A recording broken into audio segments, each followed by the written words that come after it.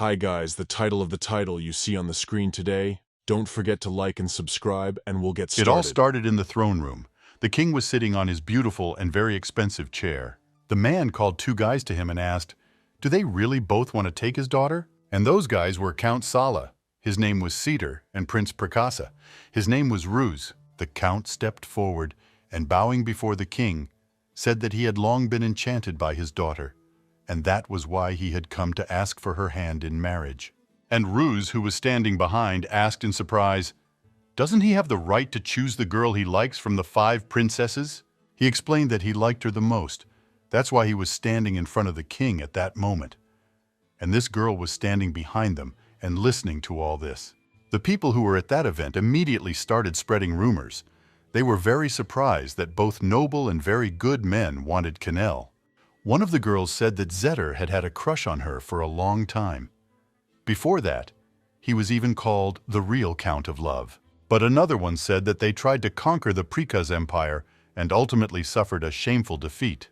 And that is why they promised to give them one of the princesses as a wife, as a sign of friendship, so that there would be no more scandals.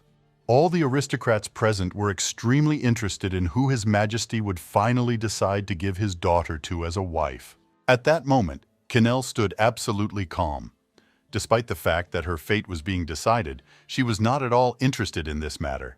And this was all because she already knew the answer to this question, because she had already experienced this in her past life. It all started on a very winter day.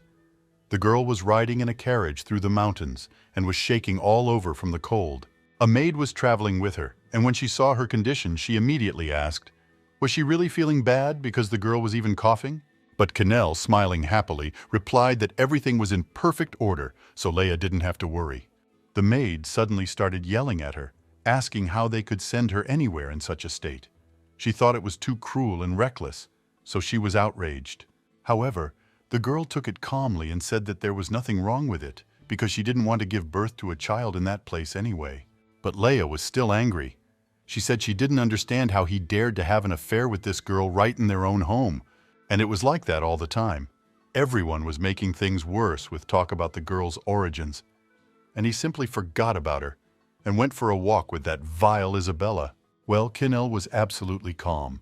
She put her hand on her stomach, where her child was soon to be born, and was simply happy. The girl asked the maid not to be too angry about this, because in any case, she was glad that she would have a child, because it was a great happiness, and she had always dreamed of it. She was about to say that when the child is born, she will become the happiest mother in this world. But she did not have time to finish. And all because the carriage suddenly stopped, and the doors abruptly opened, letting in an unreal cold. After that, a man's face appeared. He asked them to leave, and he was very serious. Leia immediately began to scream and be indignant. She did not understand why they had to go out into such insane cold and out of the carriage. The man explained that they had something broken that needed to be fixed, so he helped the girl out of the carriage along with the maid. He turned to the maid and said that she would remain standing there, and he was going to take the lady herself somewhere. When Canel heard all this, she was very surprised and a little worried. She did not understand why the maid should stay. But before the girl could finish her sentence, the man began to push her along with his assistants and said that she would go with them. Of course, the girl immediately started screaming and trying to get away from them. She resisted and did not want to leave. Canel even cried. She asked, "Have they really forgotten that she is the mother of the child and the owner?" However, at that moment, a rather familiar voice was heard, which was very rough and hoarse. As soon as Canel heard him say that it was impossible to forget something like this, she immediately froze in place. A silhouette of a man appeared next to them. He said that he did not want to resort to such a method, but she simply left him no choice. Of course, Canel immediately recognized her husband. He came closer to her, and she asked in a trembling voice what he was doing there. But the man did not answer her question. He only roughly grabbed her by the shoulder and said that Isabella should become his wife, so he simply had no other choice. Despite the fact that his wife resisted, he still pulled her towards the cliff with brutal movements. She was very weak, so she could not resist normally. Meanwhile, the maid was restrained by the knight so that she would not help her mistress under any circumstances. And so when Canel found herself at the very edge, she continued to cry. The girl looked into her husband's face and asked, "Why is he doing all this?" She also said that she was pregnant with his child and did not understand how he could be so heartless towards the people dear to him. But at that moment, the man only smiled and said that he wanted her to do him a favor, namely to disappear with this child. And without thinking twice, he pushed her by the shoulders right off that cliff. Canel could not believe that the man who had so fervently confessed his love to her had just gone and betrayed her, betrayed his child. And when she found herself on the other side of the cliff, she woke up in horror on the bed. The girl was all in tears. Her breathing was accelerated because of this fear. She immediately thought of her child, her dear baby, but when she touched her belly, she noticed that it was completely flat. The girl was incredibly scared. She immediately thought that something bad had happened. But at that moment, the door to the room opened. Canel's dear maid came to see her, and with a smile on her face wished her good morning, and also suggested that she must have had some kind of nightmare. She brought the girl some tea, and said that after the people from Precus arrived for the reward, there was complete chaos in the palace. Leah said that she completely understands her feelings and experiences, because in the face of all this, it is impossible to remain absolutely calm. When Canel heard all this, she was very surprised. She immediately asked what the maid was talking about, and also asked in surprise, "Has Prince Vianth really arrived in Sal again?" When the maid heard the word again, she was very surprised and asked, "Had Prince Vianth really already come to them?" Leia immediately looked at her mistress and said that the king had promised him as a sign of friendship to give him one of his daughters as a wife, and that was precisely why he came to their city. But when Canel heard all this, she could not understand how this was possible. She clearly remembered that all this had happened 2 years ago. And then suddenly, one thought came to her mind, that she had somehow moved into the past. At the same time, Ruse, together with his companions, just appeared at the palace on their beautiful horses. The aristocrats who often visited there immediately saw him and were very surprised that the second heir to the Tricus Empire had come there. People immediately began to examine him carefully, and the first thing they noticed was his fierce eyes. Many say that they light up at the mere sight of blood. Of course, the people knew that if it weren't for him, they wouldn't have lost this war and wouldn't have to pay them anything in return. So they were very upset when they saw this man on the territory. But one of the aristocrats asked the man who had said all the previous words to speak more quietly, because the maniac might hear, and then they would be in trouble. People understood perfectly well that he had come to take one of the 5 princesses as his wife, but they did not know how this was possible, since this was usually the responsibility of the heir. But Vianth was only the second prince, and he had no real power in Tricus. In fact, 2 years ago, everyone certainly thought so. So they felt sorry for the princess who was supposed to be his wife. But Canel, in turn, knew perfectly well that the heir to the empire would soon die of illness, and that it would be Ruse who would win the fight for the throne. He was to become the emperor of his country, and the princess, who was given to him as a token of friendship, would become the empress. And Canel, in turn, would have died at the hands of her own husband, Count Zater, who found himself a mistress and decided to simply get rid of the extra burden. Of course, the man always swore his honest love to her, but as soon as she became pregnant, he immediately cooled off. Of course, Canel no longer cared about his love for her. She just wanted to protect her child, whom she had come to love incredibly deeply. So when the girl was reborn, she was incredibly angry at this man. She turned to Leia and asked her to take out all the clothes and jewelry from her wardrobe. When the maid heard this, she was very surprised and asked, "Do all the dresses really need to be taken out?" Canel replied that a guest had arrived at the palace, so he needed to be greeted properly, so she had to pick out the perfect outfit. Moreover, he came to find a partner, so the girl had to make a good impression on him. Leia immediately began to do so, but she was surprised by such statements from the lady because she still had to marry Count Zater. They had 5 princesses, so she didn't think it was necessary for Canel to go to Tricus. The maid helped her put on her dress and said that, although the king did not particularly love her, she still believed that he would not deprive her of the opportunity to live peacefully in love. After some time, Canel was finally collected. Looking at herself in the mirror, she said that, of course, astronomical amounts of taxes were pouring out of the Zeta mines, so he would definitely give him the girl he wanted.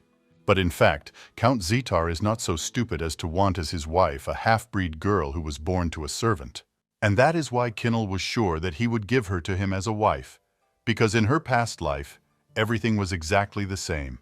Soon, when the girl was putting on jewelry, she asked the maid if she had a more provocative outfit, and if the jewelry was more flashy and bright. Leia was very surprised by this behavior, and even a little alarmed. She asked why this was necessary, since the lady did not like to stand out too much. But Canel was not going to believe in love in her new life. Even if they weren't supposed to love her, at least this time she would be able to protect herself.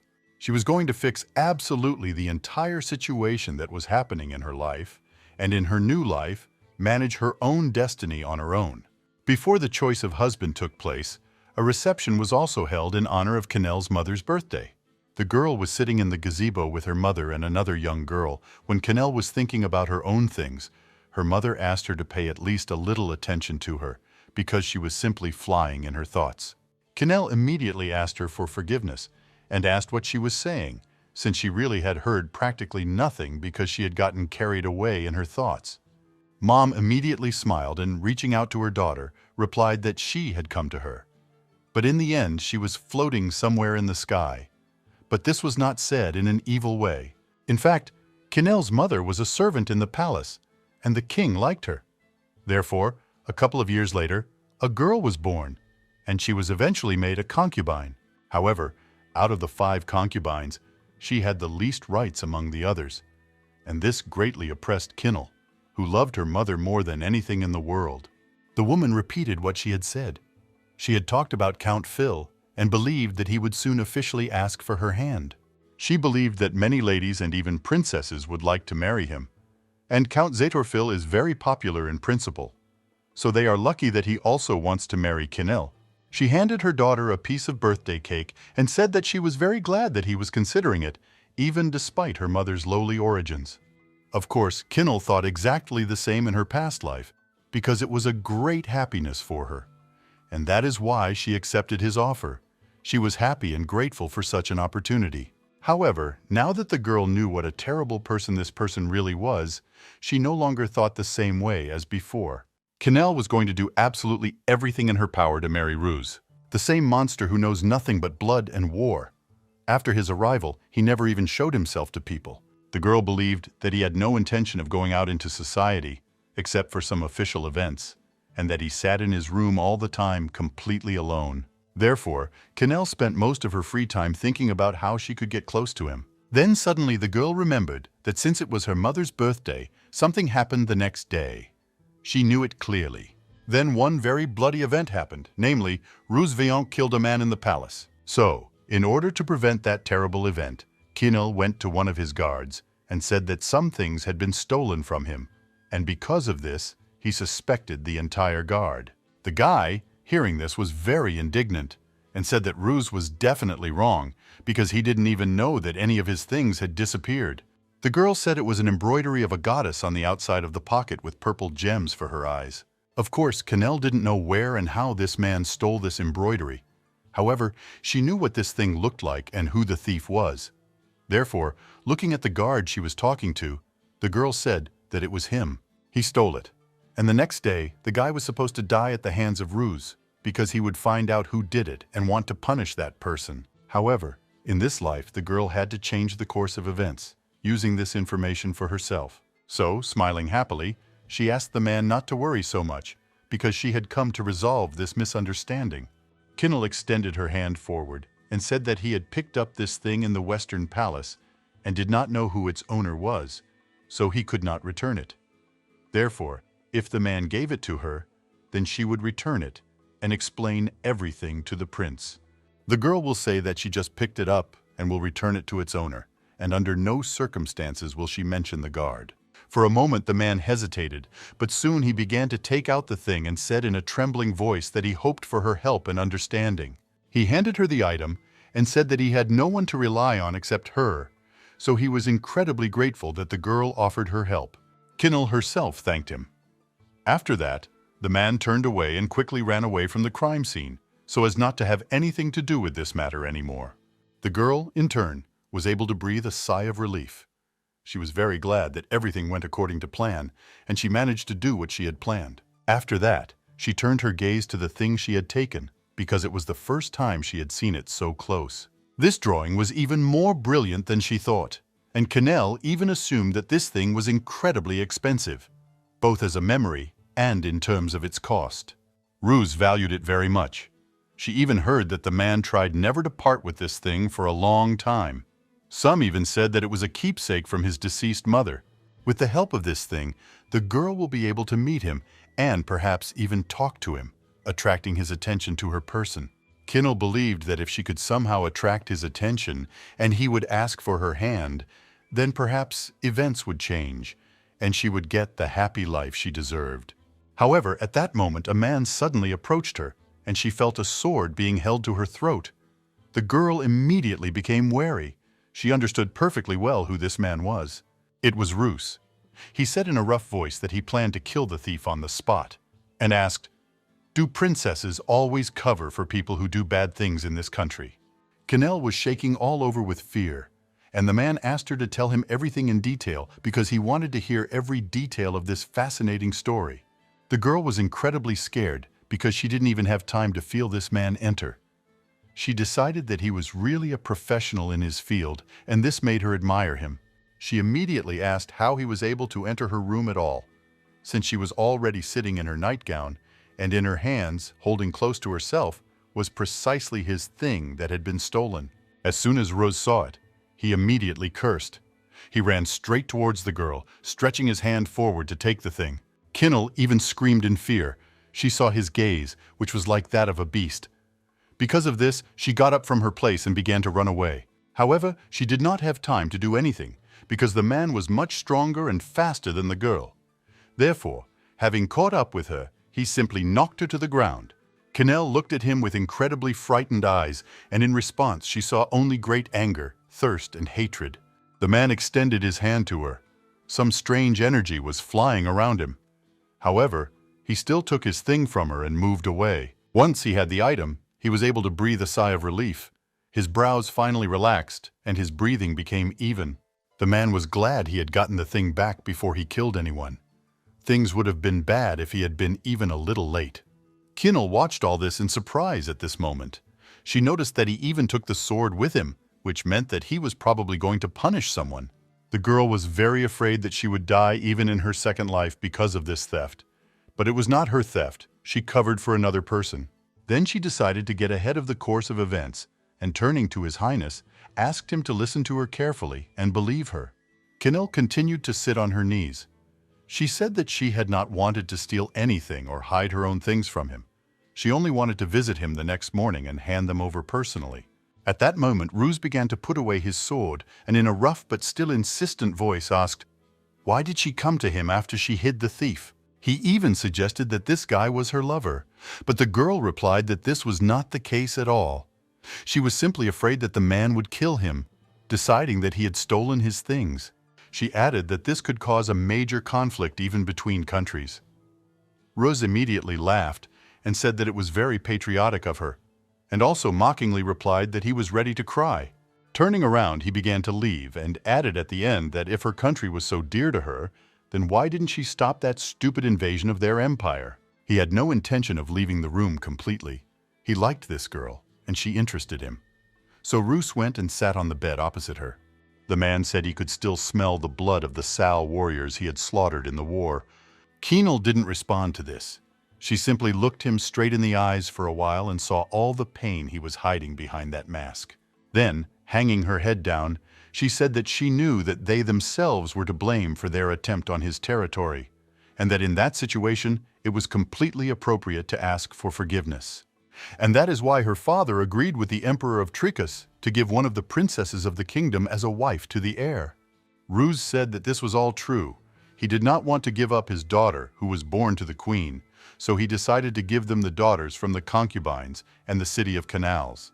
The man also said that he had heard that there were as many as 5 princesses in Sala, and, looking closely at the girl, he dared to suggest that she was indeed one of them. Canel bowed her head to him and said that this was all really so, and also asked if he had already managed to find someone for himself. The man was a little surprised by her question. He was even taken by surprise, but he said that he hadn't really thought about it much yet. It was quite obvious that in his past life the man had rejected everyone, and if rumors were to be believed, he had no interest in women at all. Therefore, in this life, he had not yet made a decision either. Canel understood that the only thing he needed a wife for was to give birth to an heir, so he didn't even really communicate with her in his past life.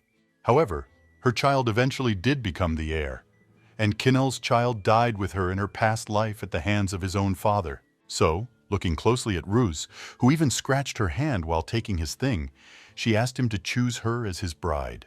Ruse, hearing this proposal, was genuinely surprised and asked what she was even talking about, and the girl explained that she had planned to ask him about it when she came the next day.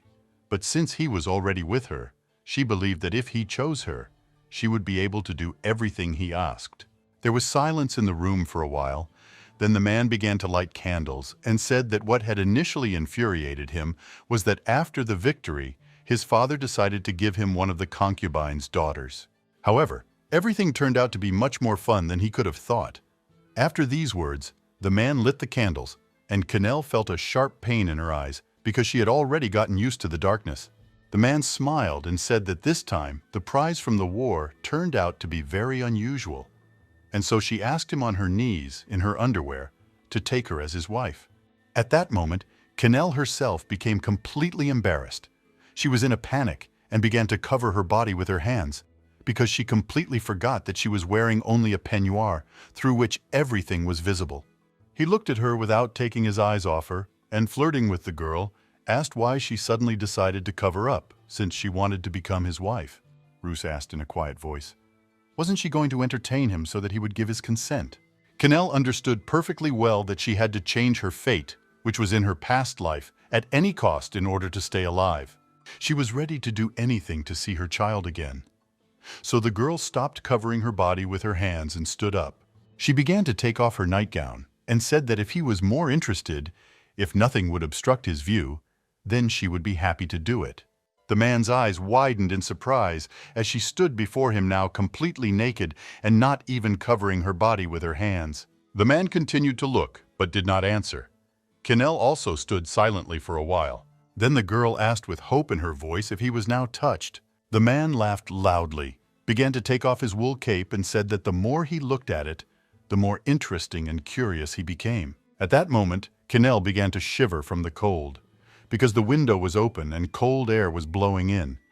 She did not know what to do, but continued to hold her position. At that moment, Ruse came closer to her, throwing his cape over her naked body, and said that this was all very interesting. However, he also added that he had not come all this way to have fun with a woman's body. So in a rough voice, he asked her to get dressed, and quickly. While she was doing this, the man sat back down on the bed and said that before he got bored, he wanted to know the reason.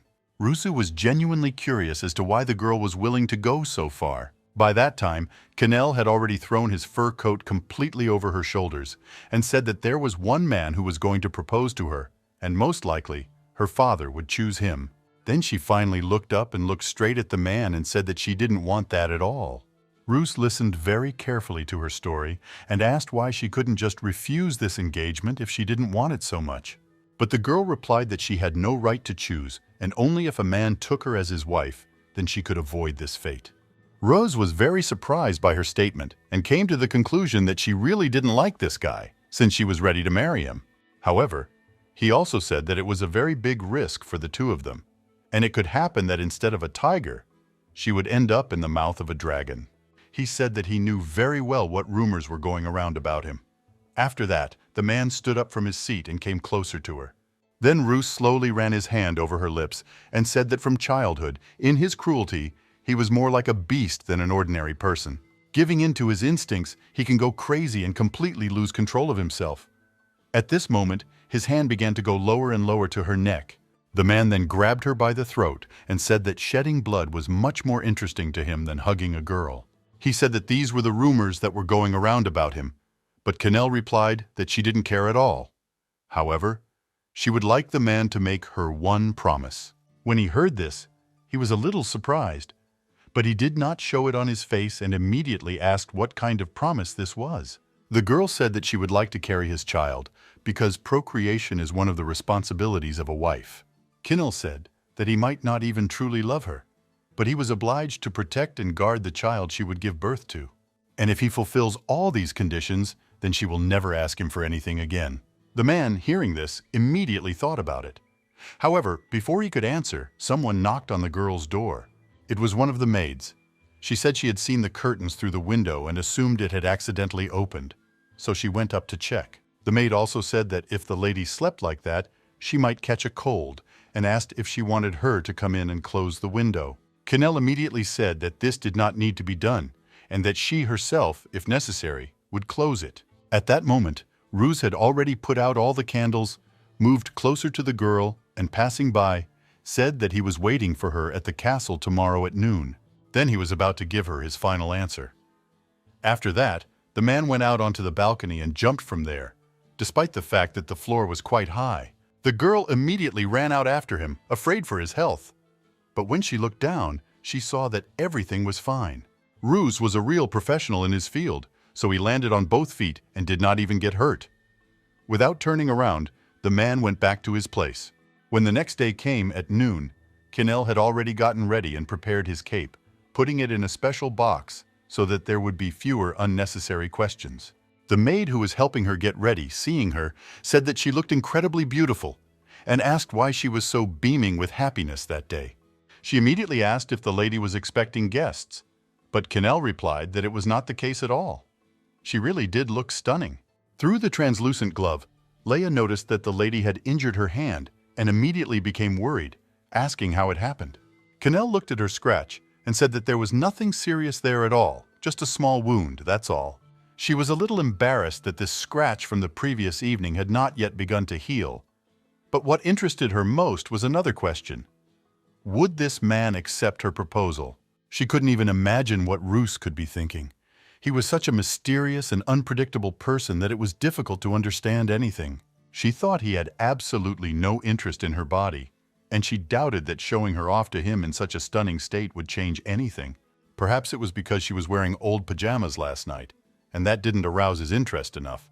So Canel decided to dress up nicely to check. At this moment, some more ladies appeared behind the maid and the girl. One of them, saying that because of rumors that princes and maids were wearing indecent clothes, came to establish proper order. When she looked at Canel, she smiled maliciously and said that she didn't know that she would be there too, and even called her the queen. The maid and the girl turned around and curtsied in greeting. They greeted the queen of the first and third palaces. Another girl whispered into her friend's ear that she knew the fifth palace had bad luck with education, but she didn't know it would affect the children like this. The other one laughed in response and said that with such a face she had captivated a graphomaniac, and now she would try to seduce even a prince with her body. They talked about how her mother was exactly the same. Like father and son, she didn't fall far from the tree. She pretended to be so innocent and kind, and even unapproachable, and now she showed her mother's nature. Of course, they did not think at all that such words could offend Canel. In reality, her mother was forced by a drunken king to do something she didn't even want to do. However, because of this incident, she ended up living in shame and insults for the rest of her life. And that is why the girl really wanted to give herself entirely to the person who would love her. If her mother had found out how Canel died, she would have been very disappointed, because she wanted happiness and love for her daughter so much. However, at that moment the girl's conversations were interrupted by a man. It was Evan. He was Ruse's assistant, and approaching Canel, he said that the prince was already expecting guests. He bowed before the girl and asked if it was true that she was Princess Canel. When she nodded her head in agreement, he introduced himself, said he was an assistant, and added that he had heard that she had been invited to the palace. He extended his hand forward and said that he would escort her to where he was waiting for the girl. Canel immediately turned around and began to leave, so as not to remain among those terrible ladies any longer. Some time passed since then. Ruse was waiting for the girl in a special place on the street, and it was very beautiful there. As soon as Canel came closer to him, she immediately made a curtsy, thereby greeting the prince. She handed him the box and apologized for what happened yesterday and for not greeting him properly. The box did indeed contain the clothes he had lent her the night before. Canel was about to give her name, but the man interrupted her, handing the box to the maid and saying that he was not interested in it at all. He also wanted to return to the previous conversation and said that in that case he would also have some conditions. The man said that if she agreed with everyone, he would make her his wife without any problems. Canel immediately asked what he wanted in that case. However, the man said that he also had one question to begin with. The girl did not object and listened to his question. And this question was whether the Zephyr Feel was her betrothed. The girl, as soon as she heard this, was immediately surprised and asked, "Where did he get this from?" And the man explained that absolutely everyone said that. Ruse said that they were saying that the man was passionately in love with the girl and asked what she didn't like about the whole situation. He also said that if she just wanted to take the throne, she was really making a mistake, because, objectively speaking, life with him as a countess was much better than with Ruse as a wife. Canel answered in an absolutely calm voice that she absolutely did not need the different life of a married couple. But the man continued to insist on his own and asked what her reason was then. The girl was silent for a while, but after that she said that she couldn't tell him about it. And even if they did, he would never understand her or believe her anyway. While pregnant with his child, she was killed. And if the girl had really said that, the man would have thought she was crazy and would have definitely refused her offer. Therefore, Canel decided to insist on her own. She looked the man straight in the eyes and said that she wanted to become his wife, and if he agreed, then she would flawlessly fulfill all her duties. Ruse didn't react to these words at all. He just stood there for a while and looked at her. But soon the man said that by becoming his wife, the only thing she could get was a high title and nothing more. He was certainly going to help her have a baby, since that was her condition. However, he didn't want to talk to her or touch her anymore. Therefore, Ruse also asked her to remember that she could not ask for anything more than a child. After all, it was on this word that their contract was concluded. The man said in an angry voice that even if he gave birth to an heir, he would not be able to give this person a drop of power, because he himself did not have any. When he said these words, he also added that these were precisely his conditions. He asked, "Would she be able to do this?" The girl immediately smiled and said that, of course, she agreed, and happily accepted any of his conditions. Ruse didn't understand why she really insisted on her decision so much, but for him it was also a good offer, so he decided to agree anyway. So he told Canel that he was going to propose to her tomorrow. As soon as she heard these words, she was immediately surprised. She was very happy and thanked him. Having calmed down a little, the girl said that she would do absolutely everything possible to ensure that everything went well. Canel was incredibly happy that finally at least something was going the way she had lived when it all ended. Ruse said that she could leave because he had nothing else to talk about with her. The girl, immediately making a curtsy, went back to her estate, saying goodbye to the man. As she passed through the garden, she met her maid again, who had been waiting for her there all the time. Leia approached the princess and asked how everything went, because she was incredibly interested. She asked what they had been talking about all this time, since it had been a really long time since Canel had gone there. The girl also explained that everyone was incredibly interested, because this man himself invited her there, so impatience was off the charts. Canel started walking towards the estate and replied that they really had something to discuss, and everything ended well. Even though he might be a little scary at first, he is actually very handsome. Then suddenly, Leia panicked. She immediately asked what would happen if Count Phil misunderstood everything and even started to get jealous.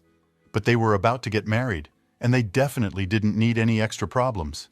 Canel did not answer this. She even thought that this girl could not even imagine that very soon she would become a queen from another person.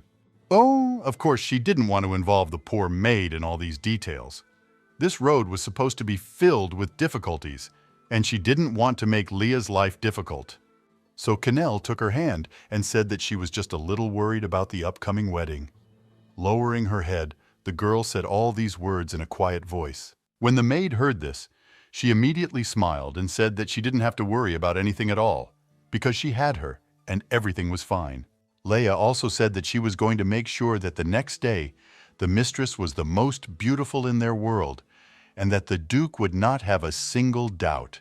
The maid took her hand even more tightly, and said that it was so that at the moment when the Count proposed to her, everyone would be so delighted with the beauty of the mistress that they would not be able to come to their senses for a long time. That day passed absolutely calmly. Canel spent some time thinking about what to wear and how to act when they proposed to her, but overall it went well. And when the next day came, Leia brought to the lady a whole exhibition of beautiful decorations for her. The girl, seeing them, was immediately surprised. She said that it was the first time she had ever seen them and asked the maid where they came from. The maid said that she had borrowed them from the fifth palace and asked if she liked them. Canel replied that they were simply delicious, but also asked in surprise, did she really take them from her mother?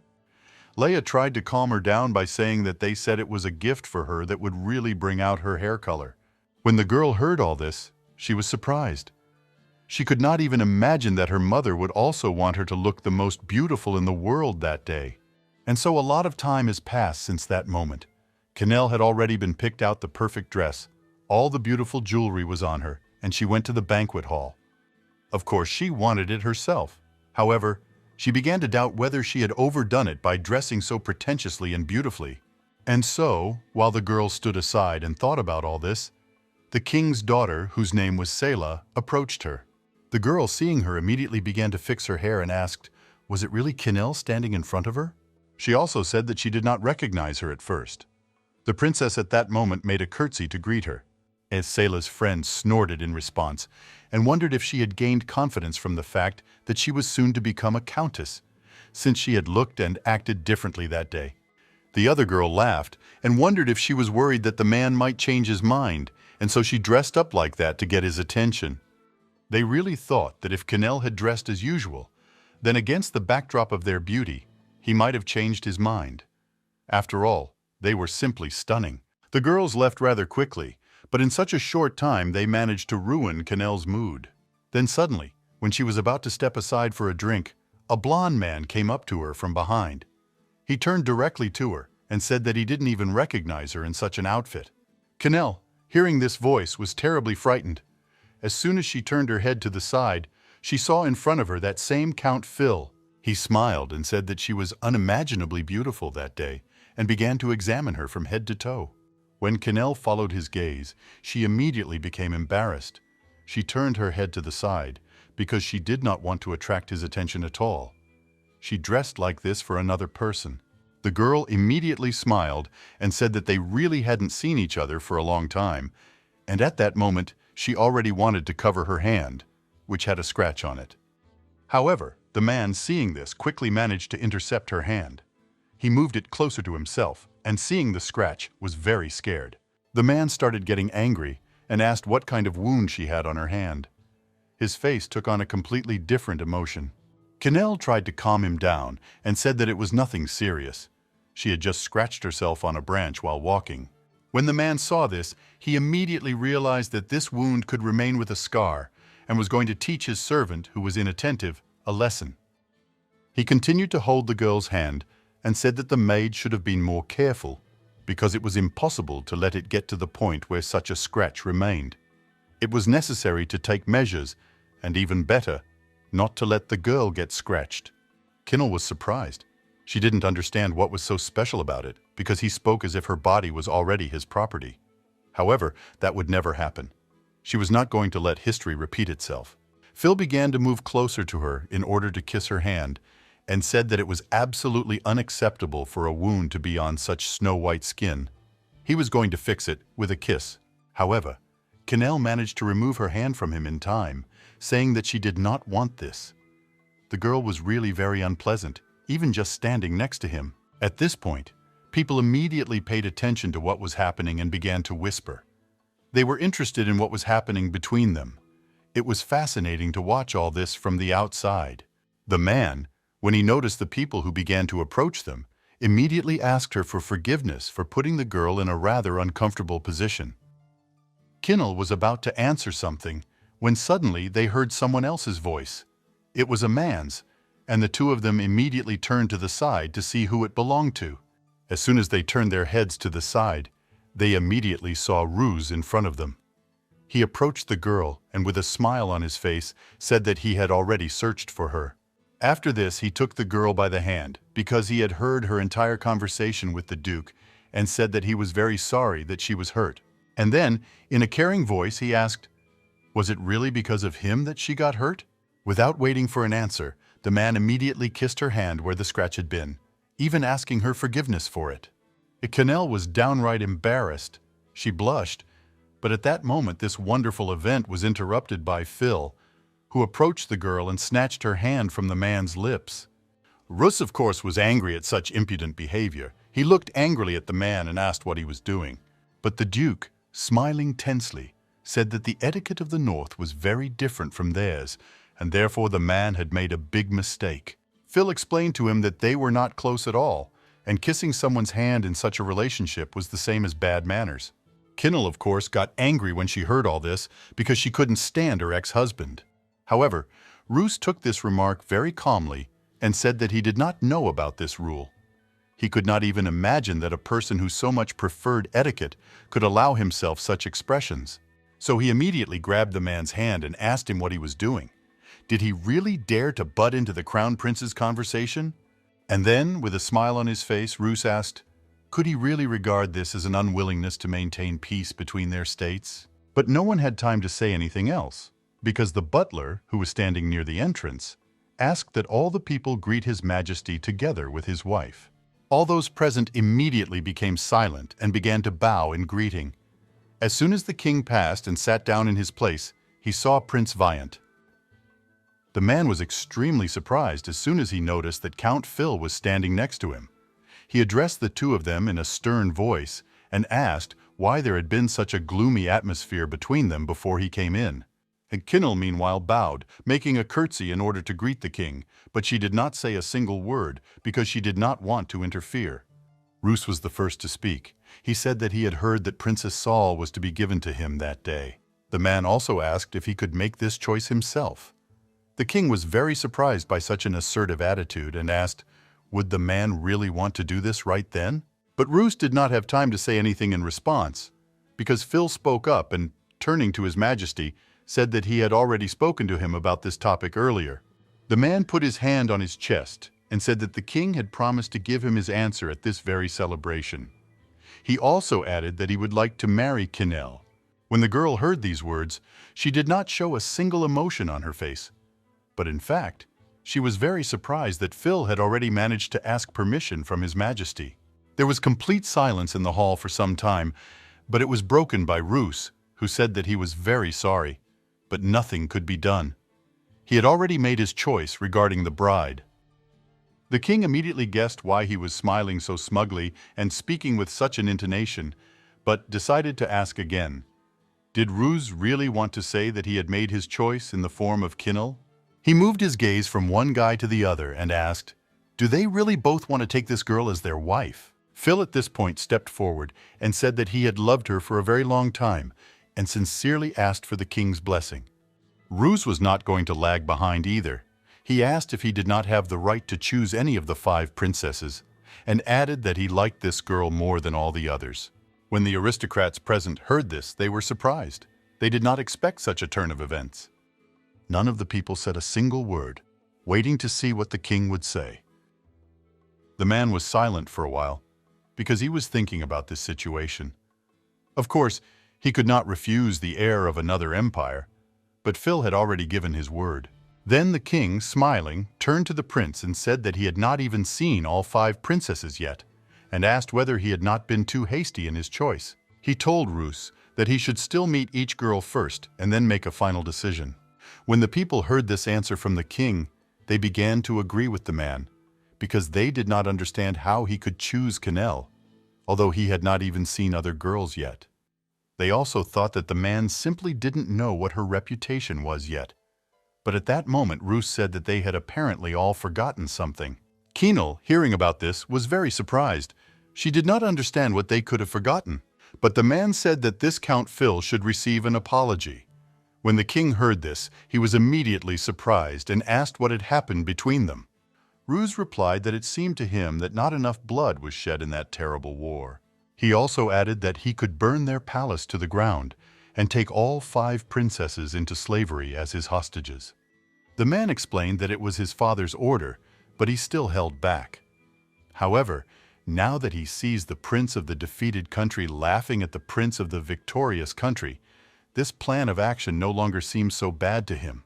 Ruse, looking straight at the king, said loudly and clearly that this Phil had allowed himself to interrupt him, and not even once. Also, he had treated him very ignorantly and rudely. As soon as the king heard these words, he immediately became wary. He understood that this could become a threat to them, so he turned to the count, asking how he, occupying such an honorable place, could disgrace them at all. So the man ordered Phil to come to him immediately and apologize for his misdeed. The Duke actually bowed to Ruse and said that he had crossed the line. He also said that he very much hoped that the man would not be angry and would enjoy the evening that remained. But at that moment, Ruse, glancing briefly at the girl, said that the only way he could fully enjoy this evening was to spend it with her. And after that, he took Canel by the waist and, pulling her as close to him as possible, said that he wanted to take her as his wife. He thought that it was then that he and the count would be even and would be able to contain his anger. As soon as the man heard this, he was very surprised. The king did not answer at this moment. He only sat and silently watched what was happening. However, at that moment, a young woman ran out of the crowd. She turned to him and said that this was not the way to act. This woman turned out to be Canel's mother, and she, with tears in her eyes, asked him not to do this under any circumstances. But then suddenly Ruse turned to them all and told them not to misunderstand them. They hadn't done it on purpose. It was just that last evening he had lost a very precious thing, and Canel had helped find it. He looked at the girl and said that he would do the same. In gratitude, he would help her find her place and take her to himself in order to take good care of her. He was going to love her, and for him it was exactly the same as loving their states. When Canel heard all this, she was very surprised, because he spoke with such tenderness, and she even believed these words. She knew it would be better this way than if everyone saw that she was leaving against her will, so she didn't resist or deny anything. Then the king turned to her and said that she too was now responsible for his majesty, and it was all for the sake of their empire, so she should never forget where she came from. Canel, of course, said that she would do everything, and she herself was simply incredibly happy that she had finally managed to achieve what she wanted. At that moment, Ruse looked at the count and noticed that the guy was very angry, so he turned to him and asked for forgiveness for having taken away almost his wife. And after that, with a smile on his face, he suggested that in that case we immediately take advantage of this wonderful opportunity. As soon as Canel heard this, she was immediately very surprised. She understood that he wanted the count to also choose a new wife for himself. At this point, the king, having thought it over, said that this was indeed an excellent proposal. So, turning to the count, he told him to also make his choice of a future wife. As soon as the man heard all this, he was simply furious. He began to shout, saying that the only one he needed was Canel, and he didn't want to be with anyone else. However, Ruse interrupted him and in a rough, loud voice asked him to choose and not delay them all. The king also began to put pressure on the guy and told him to do as the prince said, because there was no need to be so upset. There were other good candidates. As soon as the man looked at all the other girls who were standing there, he pointed to one of them and said that he wanted it to be her. Of course, the man didn't like this whole situation, but he simply had no choice, so he had to choose something. And when Canel heard and saw the girl he had chosen, she was amazed and even frightened. The girl he pointed to was the one who had been Ruse's wife in his past life. Canel realized that she had become the wife of a man, and this girl, whose name was Mia, had become the wife of a count. She was very surprised that fate had simply turned upside down, and now everything was completely different, not like it had been before.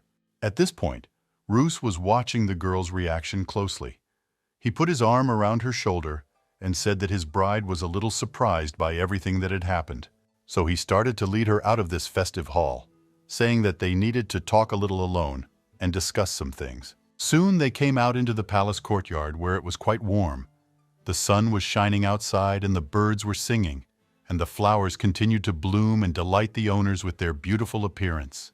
As soon as the man and the girl came out into the yard, he immediately turned to her and said that he had done everything exactly as she had asked. However, seeing her sad expression, he wondered if there were still any problems left.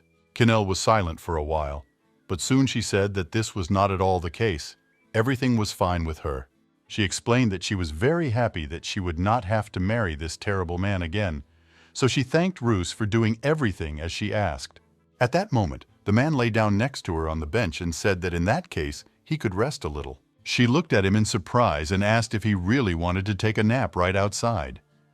Ruse replied that the weather was too hot, and that made him too sleepy. Canel, hearing this, was very surprised because it was not as hot outside as he said, but even a little cool. But then she remembered that in their country it was always winter, and that was why such weather seemed incredibly hot to him, as if it were not spring at that moment, but summer. The girl also thought about the fact that perhaps this was her last summer in life, because after that, she would move to his country and would no longer be able to leave. Soon, a young couple also came out of the banquet hall. It was the man who supported the girl who was pregnant. They were talking about something, but Canel did not hear their conversation. She noticed that this girl was in her last month of pregnancy, and she, like no one else, knew that this was the most difficult time. The body itself became incredibly heavy during that period. However, there was also some kind of joy from the fact that you could soon meet the baby you had been waiting for so long. The girl remembered how she constantly talked to her baby and always wanted to see him. If she had lived a little longer, she would have been able to meet him. As soon as Canel thought about this, she immediately burst into tears. Ruse, hearing strange sounds, immediately paid attention to this and asked why she was crying. The girl immediately began to wipe the tears from her face and said that she thought he was sleeping. But the man continued to insist on his own and said that he did not understand why she suddenly burst into tears, because she said that everything was fine. Canel replied that she simply remembered her mother and cried because of it. Ruse then asked if the woman who was in the throne room and spoke before the king was really her mother. The girl said that this was indeed so. Her mother was a servant in the palace. She received the title after her birth, but His Majesty never loved her. The girl suddenly lowered her head and said that without her, her mother, it would be even more difficult to live alone in the palace. And because of this, she began to feel sad again. Ruse was silent for a while. After that, he no longer lay on the bench, but sat up straight and asked if that was really why everyone spoke so badly of her, because her mother was a former servant. Canel didn't expect that he had actually heard all the rumors that had spread around the palace about her mother and herself, but she said that it was indeed so. The man sighed heavily, turned away from her and said that he really didn't like this kind of behavior, and he condemned people who spread such rumors. Canel was surprised that he didn't like the fact that there were so many bad rumors about her, but she felt good for a while. However, then she thought that she probably shouldn't have told him about all her worries. But she quickly pushed these thoughts away because she understood that he would have found out about it sooner or later anyway. But Canel also really hoped that he wouldn't just tell her to forget about this dialogue and move on. Ruse began to reason out loud. He said that he was surprised that this idiot king who got drunk and took her mother by force now also completely ignored them. He was also surprised to hear that everyone was laughing at the girl and her mother because of what the king had done. The man was really angry about the whole situation and said that it was all unfair, because it was only the king's fault that it happened. Ruse said that he didn't like anything at all about the country he came to, from the weather to the culture. Therefore, he warned the girl that as soon as everything was decided with the engagement, they must immediately leave. Getting up from his seat, the man also told her to spend time with her mother before that, because he was not going to return to this place ever again. Canel said that she is truly grateful to him and will do everything to spend a lot of time with her mother. Then Ruse turned to her, and holding out his hand, told her to leave already because he was too hot. However, the girl did not react to this in any way. She just sat in her place and simply looked at his hand. The man became a little wary and asked why she was not doing anything, and was also surprised and asked if it was really not customary for them to shake hands. Then Canel said that this was not at all the case, and putting her hand in his, thanked him for his help. They headed back to the estate, and Ruse told her not to cry in front of others, because it would seem like he was forcing her, and he had no intention of playing the love-struck one.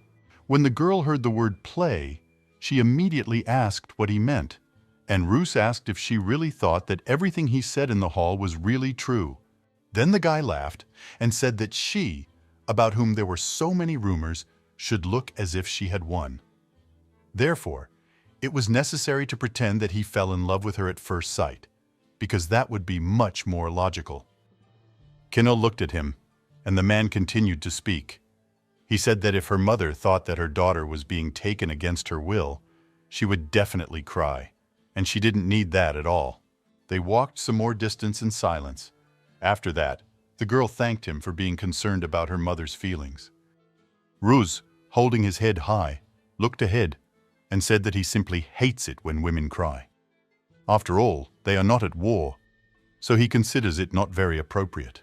At that moment, Canel stopped and, looking him straight in the eyes, said that she was incredibly grateful to him for his concern. The man quickly turned away from her and said that it wasn't a concern at all. He was just trying to act strategically. Anything was better than mindlessly jabbing a sword at the enemy. When they stopped near the entrance, he asked her to come back and not to say anything strange or suspicious. The girl immediately said that she would definitely not do that. At that moment, she had already returned to the hall and immediately approached the girl who had become the Duke's bride. Canel, coming closer to her, immediately smiled and greeted Her Majesty. The girl immediately turned to her and said hello, and also congratulated Canel on her engagement. In fact, Maya was 3 years younger than her. She was an aristocrat from a noble family who was born in the 4th palace, and she had an incredibly calm and gentle nature. Perhaps Canel did not try to get closer to her, but in their past life they were never close and practically did not communicate, despite the fact that Mia never wished her harm. The girl, bowing, immediately asked her forgiveness for the fact that in the end she was marrying the Count, and her whole face turned red. She felt very ashamed. But Canel immediately replied that she had nothing to apologize for. It was the Count who had chosen her, and everything was as it should be. But Mia continued to insist on her own, and said that they were in love and wanted to live their lives together. Canel immediately said that these were all rumors, and she was very happy to eventually become the prince's wife. As he said, Mia was probably very surprised by such a sudden proposal. The girl said that this was indeed so. She was very surprised but still happy, because in fact she had long dreamed of becoming the wife of someone like a count. When she heard about it, she immediately smiled and asked if it was really so. Mia immediately covered her face with her hands and said that it was her childhood dream. She didn't know that something like this could ever happen to her in life. When Canel heard about this, she was very surprised. She assumed that the girl was even in love with the Count and thought that it was even better that everything turned out this way. However, if Mia were to repeat her fate, it would be simply terrible, and the girl did not know what to do. Then how could she warn her? At that moment, their conversation was interrupted by someone's voice. It was the Count. He, seeing them, immediately asked if he could talk to Canel. The girl, seeing him, froze in place, and he asked that they talk in private, which made her feel even more uncomfortable. And so, when they were alone, the girl congratulated him on his wedding and asked him to take good care of the world because it was quite important. The setter, hearing this, immediately smiled and said that he did not want to hear any congratulations now, and asked that she congratulate him when he could get her back at the wedding. Canel, hearing this, was very surprised and immediately asked what he meant, because they had already decided everything a long time ago in front of the king himself. But the man was quite persistent and asked with a mocking voice, "Does she really think that he can give in so easily?" Canel even began to tremble a little from fear, and he simply asked her to wait a little, and then she would be able to see what he was capable of in order to achieve his goal. The guy took a few strands of her hair and, sniffing them, said that he would definitely save her. And he explained his decision by the fact that she belongs to him, and it is for this reason that he is ready to go to even extreme measures. Canel moved away from him and told the Count that he was very drunk, and suggested that he pretend that she had not heard any of this and simply leave, forgetting about everything that had happened. Without even waiting for his answer, the girl turned around and simply left, and she herself really hoped that he would not pursue her all evening. Ruse immediately approached her, and he was unexpected, so the girl even jumped up in place, screaming a little because she did not see him at all, and the man asked why she was sweating so much, since she hadn't done any physical exercise. The girl, breathing a sigh of relief, immediately said that she was looking for it, and was therefore very glad that she had found it. As soon as he heard this, he was very surprised and immediately asked why she suddenly started looking for him. The girl immediately explained that she wanted to continue their conversation, but Ruse did not understand what she was talking about at all, and immediately asked what conversation she was talking about. Canel was holding him with a trembling hand and was shaking with fear herself. She tried to think of something quickly, but because of the situation that had happened recently, she couldn't do anything with herself. She was very worried and simply couldn't think straight. But at that moment, Ruse looked back and noticed that the Count had also entered the hall. This was look that devours someone else's the bride. And the man didn't understand. Did he really have to look at the girl so intently? So he decided to come up with a new plan to somehow deal with this situation. Smiling happily, he turned to the girl and said that she needed to show him how it should be. As soon as Canel heard this, she was very surprised and asked what he was saying. The man then extended his hand to her and asked her to give him hers. The girl immediately did so, and after that he led her to the very back of the room.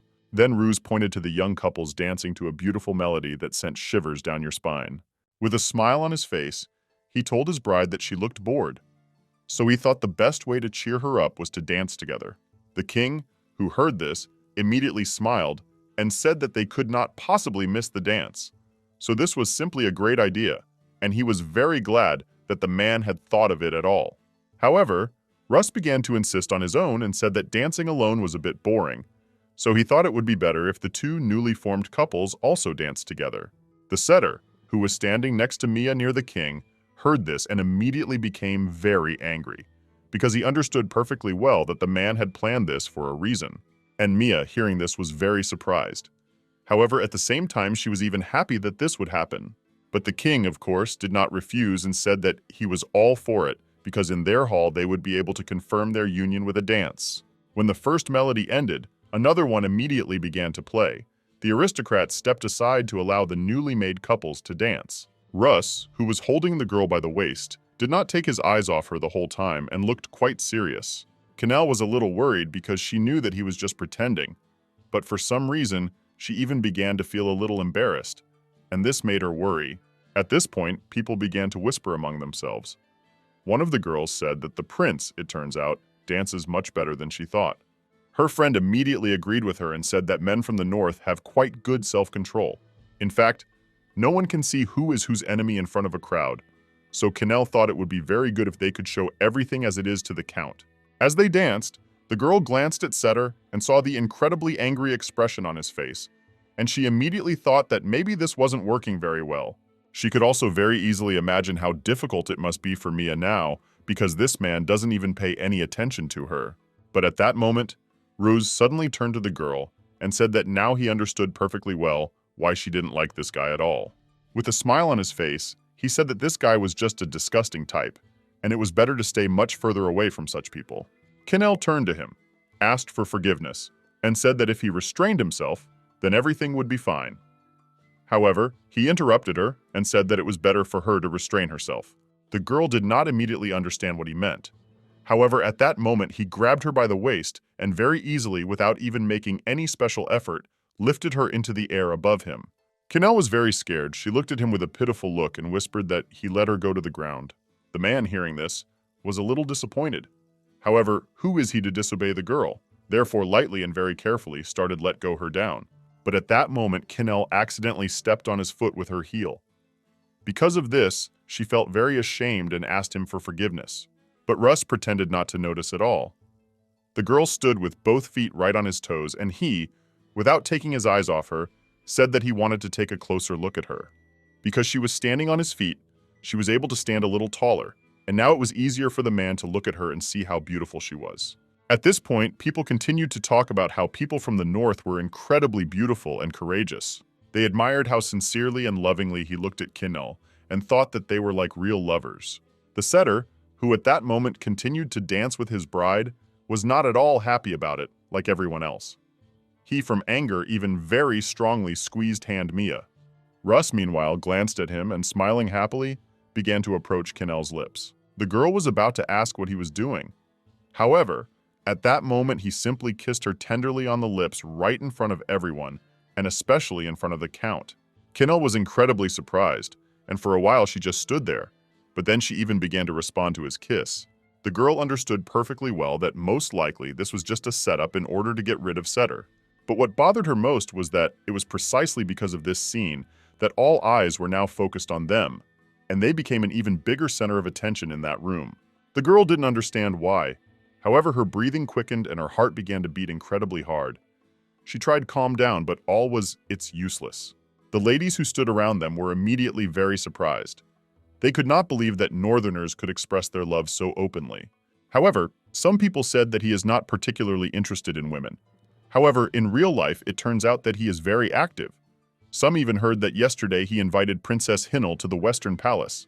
People assumed that he probably just fell in love at first sight, and he was so happy with his princess that he didn't even look at other girls. The setter froze in place as soon as he saw their kiss. He even stopped dancing with Mia. He just couldn't take his eyes off them. And so finally the time came when the wedding ceremony took place, which took place right in front of the god of fire, whose name was Nuskam. Ruse stood next to his bride, and the priest asked to be served a plate with branches. He said that exactly bark there symbolizes vital force. She intertwined the fate of the young and led them along the path of endless blessing. So the bride and groom had to wrap their wrists with this bark.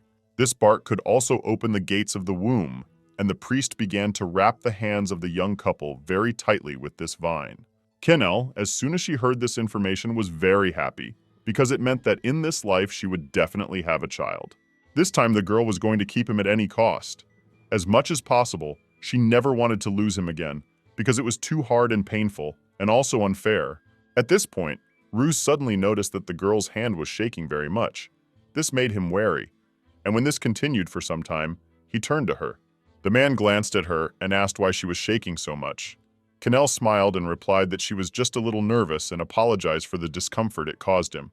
The priest then turned to them and said that by setting them on fire with fire sent from above, he could declare them husband and wife. But he couldn't do it, because as soon as he brought his hand to Ruse, he immediately became wary. He looked at the man and saw some strange energy around him, which he couldn't do anything about. The man was worried for a while, but then she turned to her assistants and asked them to bring Nuska's tears. As soon as one of the assistants heard this, he was very surprised and asked, "Do they really need to bring the sacred relic now?" The king, who saw that something was wrong, immediately asked, "Has something happened? And also, is there any problem?" The priest did not answer this. For some time he considered how best to say this. And then, finally, the man turned to them and said that he felt dark magic from Ruse, so he stopped the ceremony. As soon as everyone around heard about the dark magic, they were very surprised. The king immediately shouted loudly and said that a prince was standing in front of them, and he did not understand how an evil spirit could be in this sacred place at all. However, the priest replied that if black magic really resided in his body, then this marriage could not take place in any way.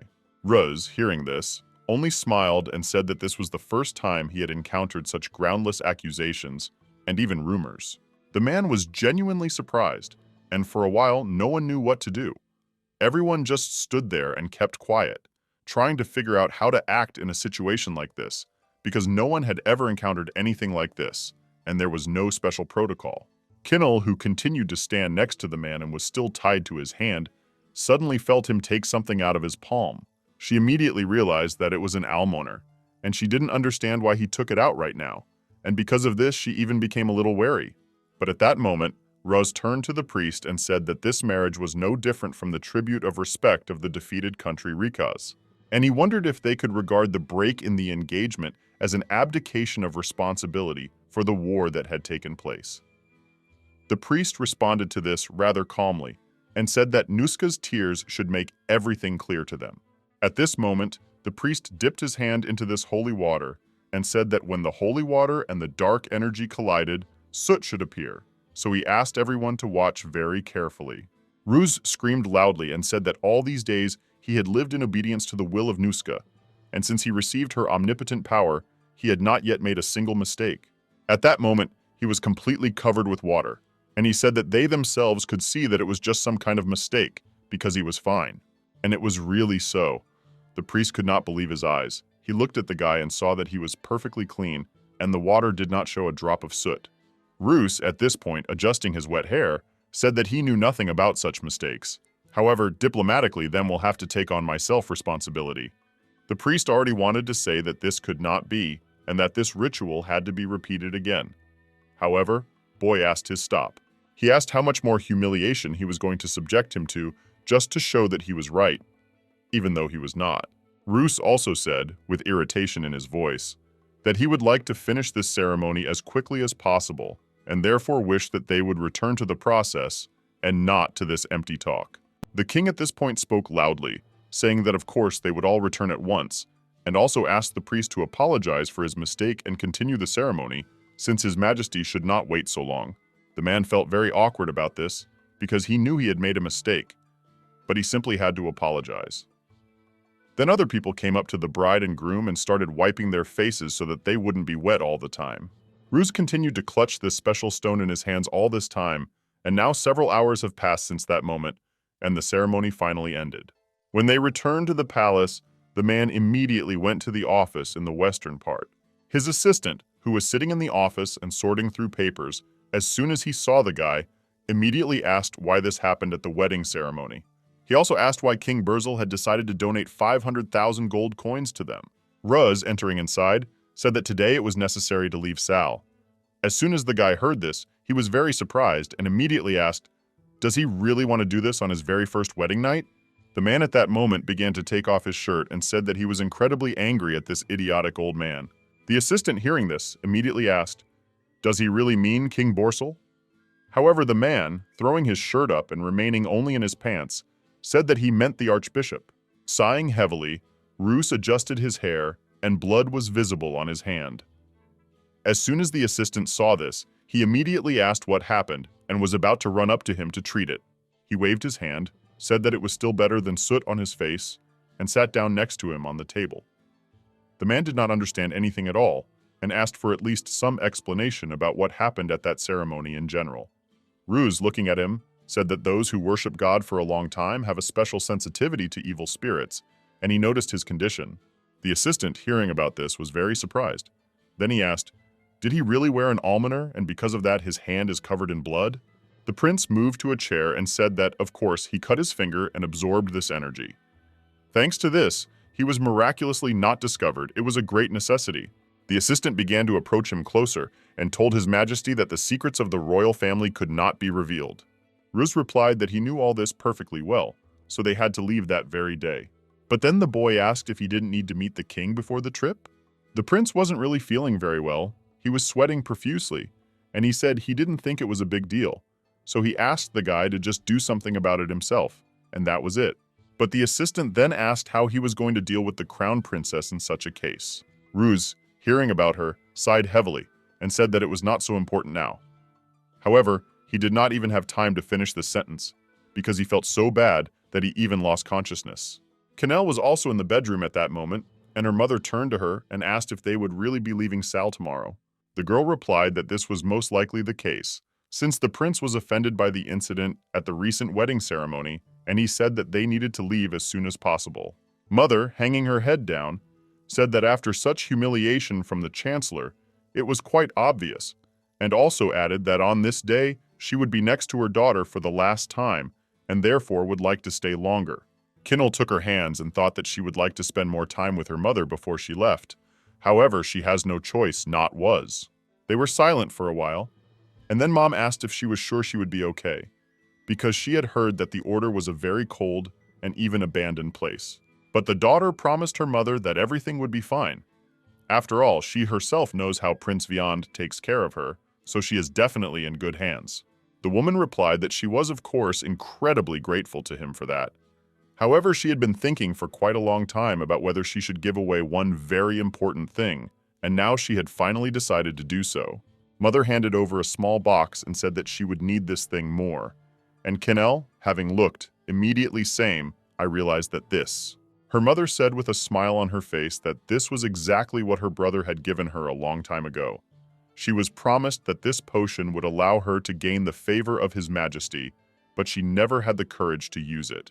And at that moment, Canel finally remembered that when she married Setter Phil, her mother also gave her this thing, and she said to use the potion if his attitude towards her suddenly changed. A few months after the wedding, Setter lost all interest in the girl and began to bring various girls to their house, having fun with them. Canel was desperate and so decided to use the potion to bring back the love that was between them before. Thanks to this, she then had the child she dreamed of, but since then, she has not been able to share the same bed with him. This time the girl accepted the gift and with a smile on her face thanked her mother, and also said that she should not worry about her at all. Canel tried to convince her that she would become the crown princess of the empire and serve the prince, and everything would be very good for them. Some time passed from that moment, and they drank some more tea. Then it was time for the mother to leave, and she hugged the girl, asked her to take care of herself, and also said that she would definitely write her letters. When the next morning came, Canel had already packed all her things, the servants were lined up on the street, and she finally went out, also in order to leave her parents' house. She stood outside for a while and was very surprised that her prince had not yet come out. But everyone had already gathered around, and because of this she began to worry a little. Before Canel was supposed to leave, her father approached her and asked her not to forget who she was under any circumstances. The man also said that he gave her to the order in exchange for peace, and from now on, she must take on the role of achieving peace between the two countries. This was be her main target. He also really hoped that there would be no problems because of this. Canel, bowing at this point, said that of course she would try her best and try to achieve what they needed. At that moment, she herself thought that her father would remain a king to the end, and not a loving parent. They were silent for a while, and then the man said that she probably hadn't heard that the prince had left yesterday. As soon as Canel heard this, she was very surprised and asked how that was possible. The king explained that he was probably still angry after the incident that happened at the ceremony, so he asked her to try to calm him down as soon as she arrived. The girl said that of course she would do everything she could. Then her crying mother came up to her and asked her not to forget to write to them.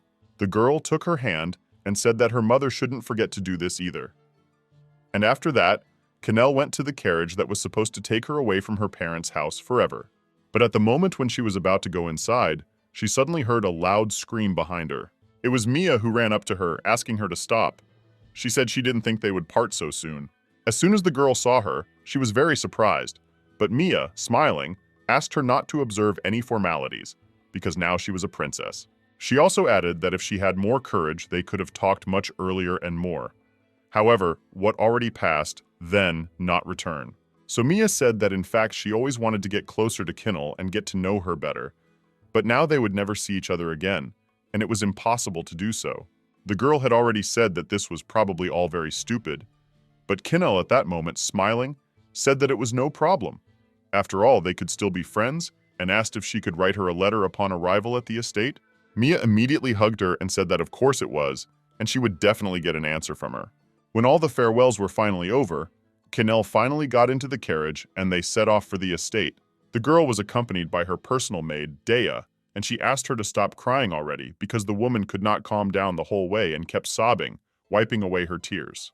However, she was very offended, and she could not bear it any longer and screamed, asking the lady why she was leaving her like this. In fact, even before leaving, Canel told Dea to stay in the house, but she refused. The woman insisted on her own and said that she would never abandon her under any circumstances. In the end, when Canel saw her bitter tears, she had to wait and allowed her to go with her as a maid. However, then she was returned to the estate back. The girl, smiling nervously, said that she did not want to see her suffer, so she asked Dea not to be sad. The woman became even more upset at this point and said that she was not crying for this reason. She was simply very disappointed by the prince, and now she could not calm down. Canel asked in surprise, "Does she really mean His Majesty Vianta?"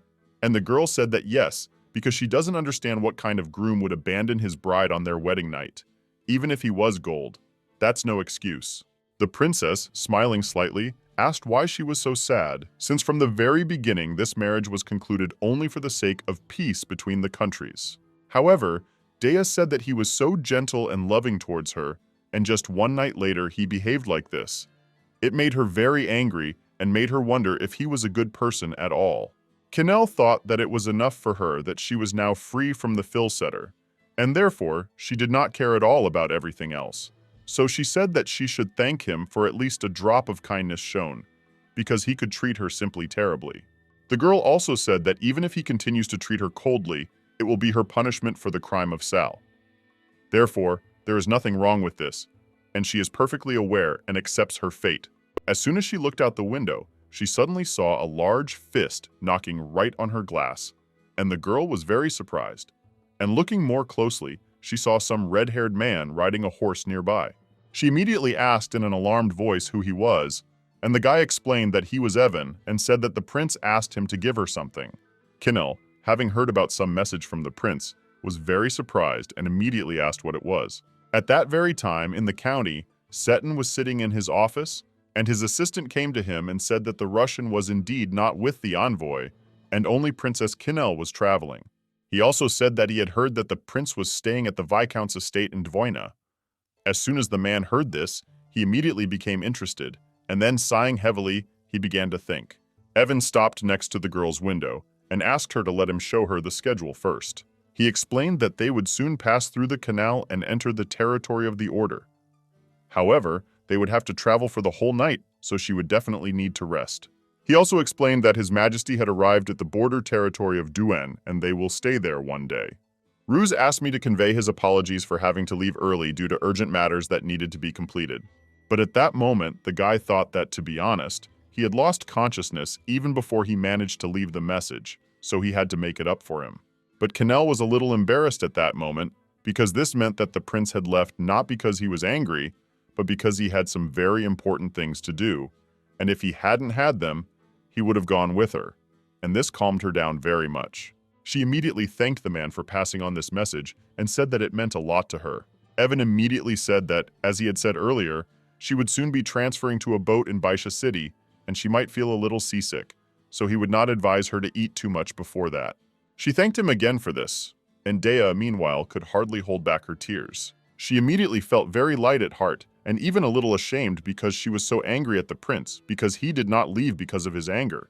Canel, turning to her, asked if she had finally gotten better, and seeing the flushed face of her maid, she laughed loudly, because she understood that she was now very ashamed of this. Many hours passed since then, and now they finally arrived at DVA. It was already completely dark outside, and even snow had started to fall. When Canel came out, the butler helped her out of the carriage, and there were many maids around who were supposed to serve her at that time. She, seeing this beautiful and huge castle of Duen, immediately thought that it was in this place that His Majesty Viant lived. Then several more people approached Canel. One of them bowed, greeted her, and said that she was probably incredibly tired from the journey, so they tried to do everything so that she would go to bed as quickly as possible. The girl, in turn, thanked them for the warm welcome and asked if His Majesty was inside, since she would like to meet him. The man felt a little awkward and simply didn't know what to say. Then Evan saved the situation and said that everyone was terribly tired, so it would be better to postpone the greeting for later. Viscount Duen agreed with him and said that he would arrange for the most delicious food to be prepared for the lady, which would nourish her with energy and strength. At that moment, the servants immediately began to take away her things, and the girl asked Evan if His Majesty would come to dinner, and also whether he had already finished his business. The assistant simply did not know what to answer to all this, and for some time he was simply worried. And then finally, he turned to the princess and already wanted to say something. The man said he had something he needed to tell her in person, so when they entered the estate, he told her everything.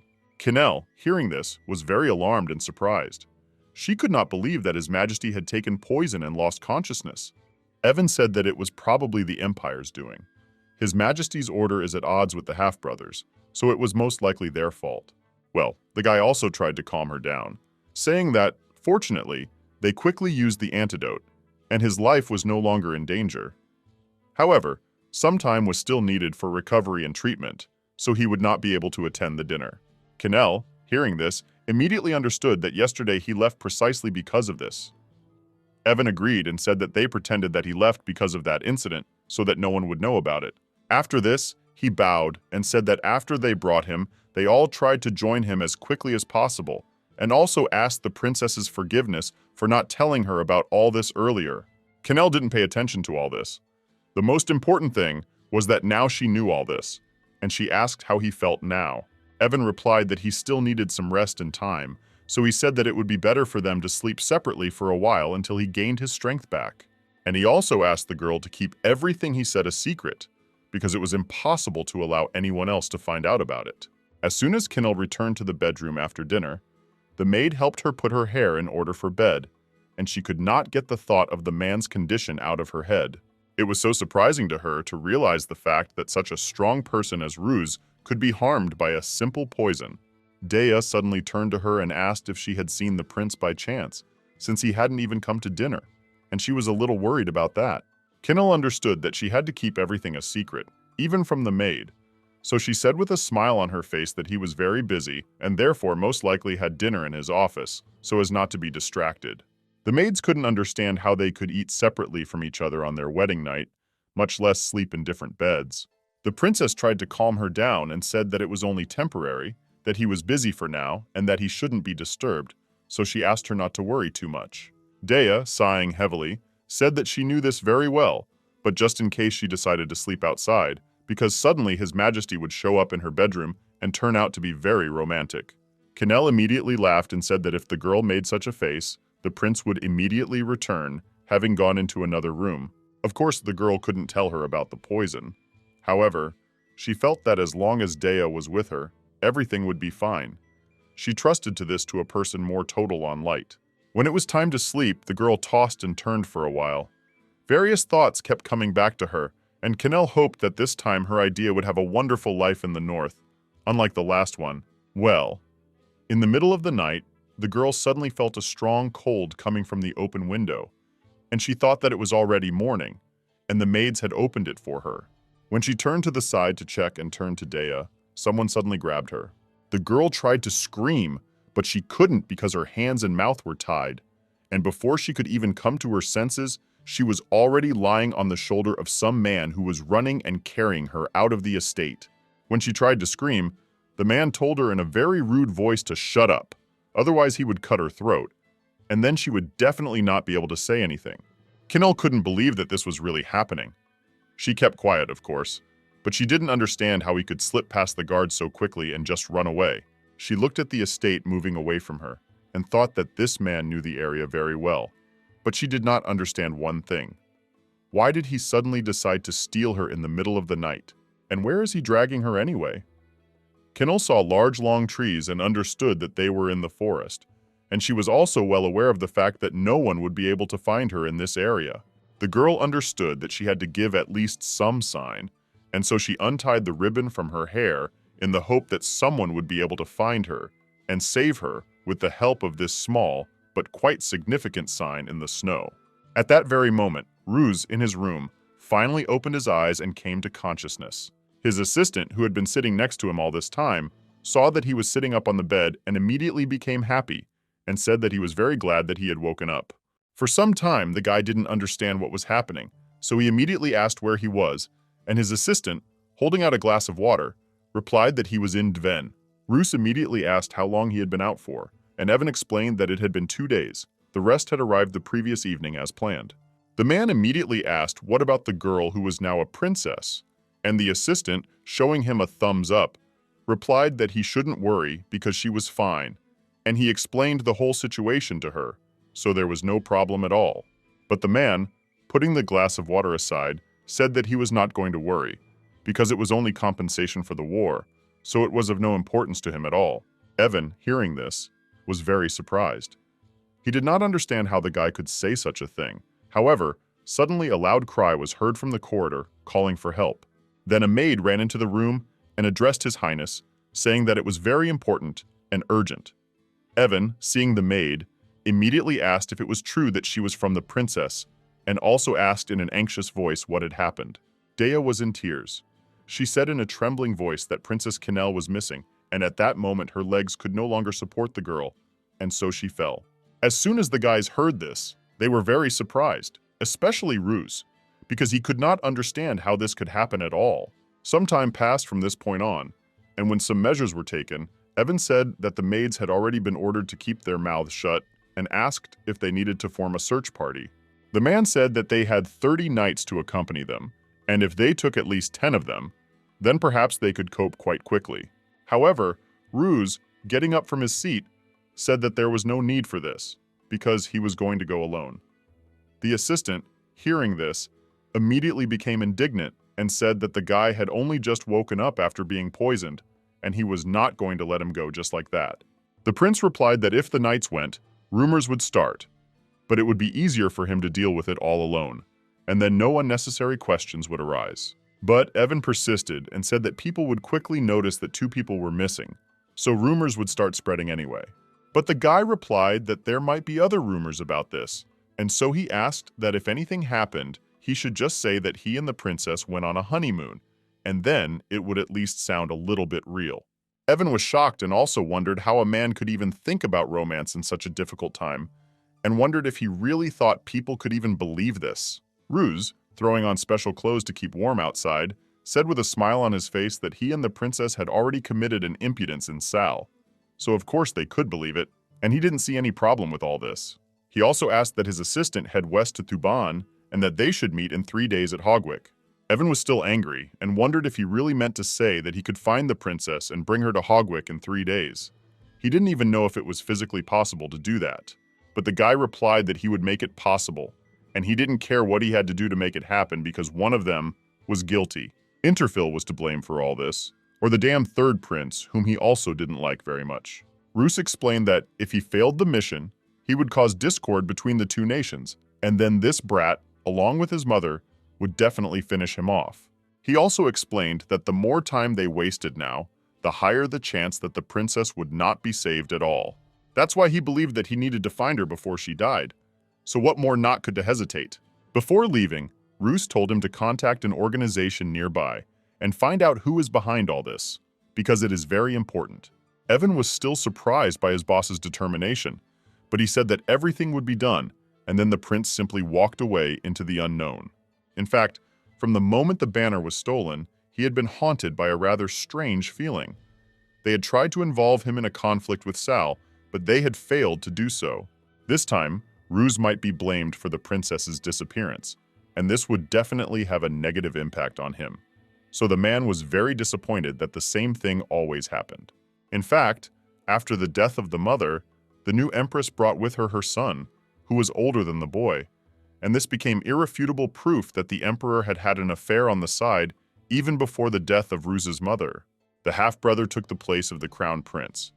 He wanted to take away everything that belonged to Ruse, and therefore the boy was simply rejected even at an early age. This was now his position in the family. They were going to take everything away from the prince and then throw him out into the street without any regret and not even think about how this would affect his life. But Ruse was not going to let this happen again. He did not want something like this to happen again, and so he was ready to fight. Canel, meanwhile, was still stolen. She was put on a horse with the thief, and while she was riding, she thought that she would just freeze to death again. Judging by the fact that they were riding north, she was being taken to the Empire, an order, and the girl suggested that perhaps the kidnapper was a person from the Empire. In her past life, Vian had a lot of disputes over the succession to the throne, and she assumed that perhaps the first or third prince was behind it. After some more time on the road, the horse suddenly stopped. The man got off the horse and, grabbing her by the hands, told her to get down. Voice asked where they were. Her hands to these poor were connected. But the man didn't even have to answer, because at that moment, Setter came closer to them, and with the most terrible smile on his face, said that he was glad to see the princess again. As soon as the girl saw him, she was horrified, and the guy, coming closer to her, asked if he hadn't warned her that he would find her absolutely everywhere and make sure that she became his. Canel slowly, in small steps, began to retreat. However, she suddenly bumped her shoulder into the hooligan who had stolen her. The girl was completely frozen because it was very cold and snowing outside, and she was only wearing a nightgown and not even shoes. The setter, taking her hands and kissing them, said that it was very good that Prince Vian had not yet touched her. This to him really provided pleasure. So the guy, without taking his eyes off her, said that it was very good because she belonged to him, and he was not going to allow anyone else to even think about her in a different way. Canel, breathing heavily, noticed this atmosphere and the tone of the man's voice. She understood perfectly well where they were at that moment, and it horrified her. The two of them stood on the mountain, well, Cole.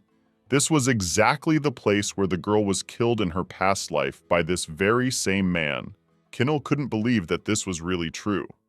Her whole face began to tremble, as did her body, but not from the cold, but from the emotion she was experiencing. She didn't understand why she was there again. Then Setter told the girl not to cry, because her face would sting from tears in this wind, and he brought her head closer to him. He also said that he would untie her now, but she shouldn't cry and worry so much. Everything was fine. She was definitely safe now, and he tried to assure her that he wouldn't do anything bad to her. Canel couldn't believe that she was destined to be held captive by this man forever. and also that her child would again not have the right to life. This made her incredibly angry.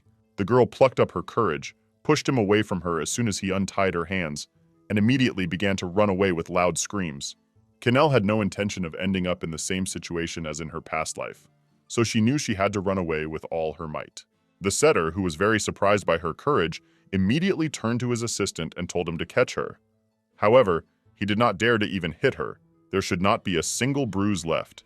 The man immediately ran after her and did not understand where she was rushing off to, because it took him a lot of effort to even slightly catch up with the girl. Canel ran and didn't even look back.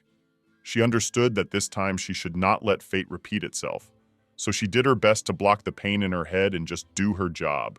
However, the man still turned out to be a little faster than her, at least because he was warmly dressed, and his strength and energy were not spent on not thinking, at least, about this. So he caught up with the girl pretty quickly and threw her to the ground. He immediately started twisting her arms so that she wouldn't resist, and so that he could calmly take her to Setter. Canel continued to scream and told him to let her go. The man was irritated that she was screaming so loudly and asked why she couldn't just shut up. By that time, Setter had already run up to them. He turned to Canel and told his partner to stop twisting her so hard, because he could even break her bones, and the girl continued to resist. She looked at him with eyes full of hatred, and no longer felt cold because her whole body was filled with anger. However, at that moment, the man took off his cape and, throwing it over her shoulders, asked if everything was okay with her. Canel did not even raise her gaze to look at him. This man was so disgusting to her. At that moment, his assistant turned to the Count with a smile on his face and asked what about the money he had promised him for the work. As soon as Setter heard this, he immediately became angry. He noticed that there were several bruises on the girl's chest, and this made him even more angry. He looked at his assistant with an icy gaze and said that he actually asked to be careful and not to bring any harm, and also that there was not a single scratch on her. However, he could not do what he was told. As soon as the guy heard this, he was very surprised. He stuttered and replied that he didn't know that she would suddenly decide to run away, so when she resisted, he had to use a little more force to prevent her from running away again. But at that moment, Setter pulled his dagger out of its case and plunged it straight into the hired worker's chest. He didn't even have time to blink, let alone dodge the blow. The man, bleeding, fell straight onto the snow, and Canel immediately screamed loudly when she saw all this. She was simply horrified. The Count at that moment began to stroke her head and tried to calm her down. The girl couldn't. She didn't understand how one could be such a cruel person, and she knew that now she couldn't run away, and the end was very near. The setter ran his hand down her cheek, wiping away the tears, and said that she must have been very frightened. However, he explained that he simply could not act otherwise. The guy looked at her with a snowy smile and said that he not only hurt her, but also had his eye on something that belonged only to him. Canel looked at him with great surprise, and the Count replied that he certainly could not leave him alive, so he had to take extreme measures. Some time passed since then, and then Setter brought her to his estate. He sat the girl down on the bed and began to treat her cold, frost-cracked feet. How the man covered her with a warm blanket! The girl was shaking all over, not only from the cold, but also from understanding the horror of the whole situation. He looked at her and immediately asked why she was shaking so much. But Canel, of course, was not going to answer this question. After a short silence, she asked where they were, and the guy explained that they were at his house in Sumau Castle. He also said that no one but the two of them would be able to find this place, so he thinks it's quite romantic, and is very glad that everything turned out this way. Canel clutched her blanket even tighter and understood that this man was a real madman, but she didn't know what to do. She was silent for a while, then said that he was married to Her Majesty, and asked what about her. How could he act like that towards her? The man smiled and said that she could rest assured that she had nothing to worry about. He could figure it out himself, so he suggested that she just not fill her head with unnecessary information. And besides, Setter kissed her foot and said that he was looking forward to their first wedding night, so he definitely didn't want to think about any other girls now, except Canel. The girl, hearing this, was very indignant. She immediately pulled out her leg and said that she was now a princess. The Count continued to insist on his own and said that he would never let that monster take her, so she didn't have to worry about it. No one else would know. He grabbed her leg again, and the girl continued to scream, asking, "Has he really gone completely crazy?" She also said that her marriage is a kind of contract that was concluded between two countries, And in the Empire, this fact will definitely not be left unnoticed. The setter said in a rather gentle voice that she shouldn't worry, because this was what the Empire wanted. As soon as she heard this, she immediately blushed a little and asked what he meant. The man began to move his hand higher up her leg and, leaning his head against her knee, said that it seemed that it would definitely not be possible to warm her up with her feet that way. So he decided to take advantage of the warmth of his body and started rubbing them. Canel was very indignant and immediately asked what he was doing. She felt very uncomfortable and awkward about it. But the man asked her to stop resisting because he wanted to stay like this. He didn't want to spend their wedding night hanging over a cold body. So he's trying his best now to warm her up so that they both feel more comfortable doing what he has planned. Canel was very indignant. She couldn't understand why he said that this was exactly what the Empire wanted. The setter, continuing to press himself against her legs, said that they were very soft and added that it would be much easier to warm them than he had expected. The girl herself understood that this meant that he had kidnapped her on orders from the Empire's leaders, and she knew very well that Ruse's position was very precarious. He was often a pawn in the affairs of the imperial family, but she couldn't imagine that everything was really that bad. Then, same commander division stole Almanera. This means that if what was said back then was true, only the power supply was acting on the Empire's orders at the time of the theft. But Canel, thanks to her past life experience, was able to catch him a little earlier than that happened. At that moment, Setter had already reached her knee and suddenly noticed that she was completely indifferent to what he was doing. Then he got tired of waiting. He pounced on the girl, laying her down on the bed, and asked what she was thinking about when he was right in front of her. She screamed very loudly because she didn't expect him to do it like that. But the man, being on top of her, told her to let him warm her with his body, because it would be much more effective for him. Canel didn't understand what was happening. However, at that moment he began kissing her collarbones and was already about to go lower. She was simply horrified because she understood that he would stop at nothing. At this very moment, Ruse summoned a black raven to himself. In fact, he did not want to use this method, but he simply had no other way. He addressed this animal, conveying his instructions, and asked that it be sure to return to him on time, and also to pass into its beak the very same talisman that he used at the wedding. At that moment, the raven flew up and flew to fulfill the order of its master.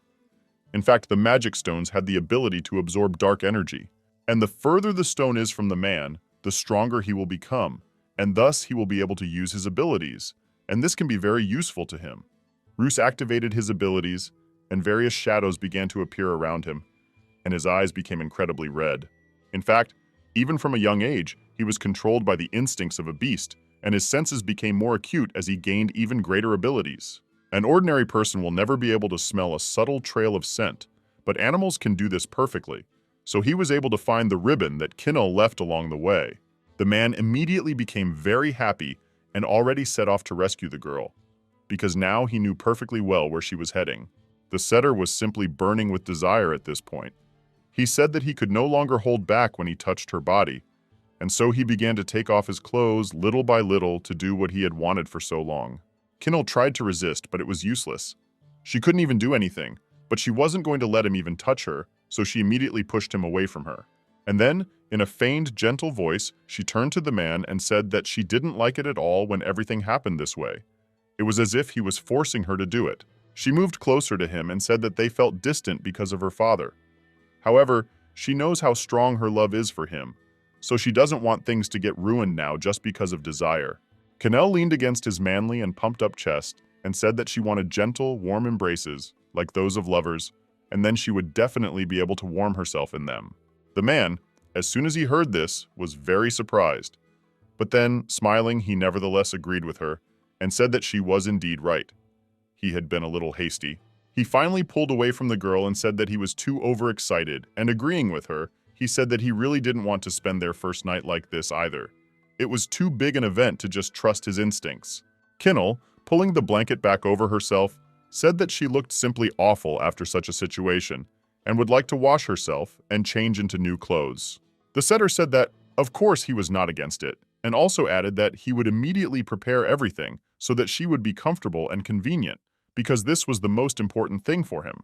He kissed her hand before leaving, and explained that he had sent all the servants away so that they would not disturb them.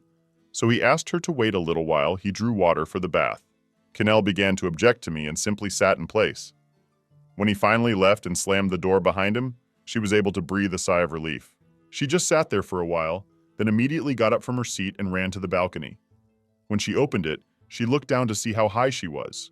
Canel understood that she needed to escape from this place by any means necessary and gain at least a little time to be far away. Then she tore down the curtains and also took the bedspread and began to tie them together so that she could then simply throw them over and climb down this long rope. The setter had already prepared a bath for her at this point and also took some treats for her on a tray. And as he climbed up, he even hummed a tune because he was very happy. Opening the door, the man immediately apologized for being late. However, as soon as he saw Canel trying to escape on the balcony, he immediately fell silent. He quickly threw the tray aside and ran after her, asking what she was doing. But Canel did not wait long. She immediately began to climb down these blankets in order to escape. At this moment, the setter had already managed to run up and grabbed her hand, starting to pull her back into the estate. He was able to drag her in with ease, since she was quite light. After that, he threw her on the floor in the room. He was incredibly angry with Canel, so, slamming the balcony behind him, he moved the table towards it so that she would never even think of repeating something like that again. Then he slowly walked closer to her and in a cold voice asked what she was trying to do at all. But the girl was not going to look weak anymore. She looked at him with an angry look and did not answer, because she understood that it was all useless. He began to strangle her and asked how she dared to lie to his face and try to escape behind his back. The setter looked at her with a crazy look and said that she was just a damn half-breed, and the blood of a servant flows through her, so he could not believe that this was her gratitude for his sincere and great love. He started yelling at her again, but at the same time he continued to strangle her and said that she first rejected him, and then decided to even laugh at him. This, of course, did not suit him at all. When the setter saw that she could hardly breathe, he finally let her go and threw her aside. Meanwhile, Canel tried to fill her lungs with air, and the man, still angry, said that if she were his wife, he would treat her like a princess, but now she is his mistress. But then, thinking, he said that she didn't even deserve to be a mistress. She was just a girl of easy virtue, and therefore she had to know her place. At that moment, he grabbed her by the hair and forced her to look at him. Having calmed down a little, the man ran his hand over her cheek and noticed that she had been hurt. She now had a scratch on her face. Canel continued to cry, and her neck was very bruised and swollen after he tried to strangle her, and the man also said that he hated scars the most. Then, getting to his feet, he said that it was absolutely necessary to treat her, because he didn't want to see her like that. But then he looked at her with an evil look and warned her, telling her to know that if she rejected him again, her first night would be a living nightmare.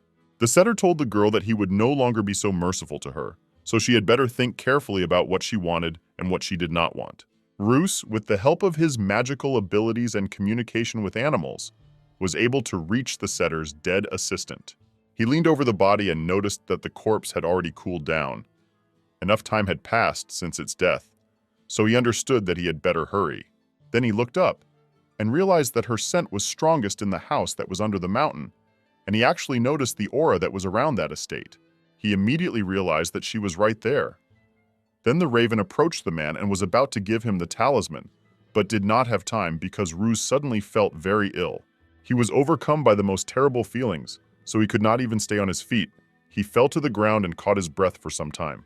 The boy realized that the almoner was too far away from him, and the flow of energy was disrupted, but he knew that he couldn't lose control now, so, having gathered his courage again, he tried to reach for this talisman. At that very moment, the setter sat Canel down on the bed. She was shaking all over from the fear and horror she had just experienced. And the man replied that he would go to the castle for medicine, and if she tried to escape again, he would break her legs so that she would not be able to walk at all.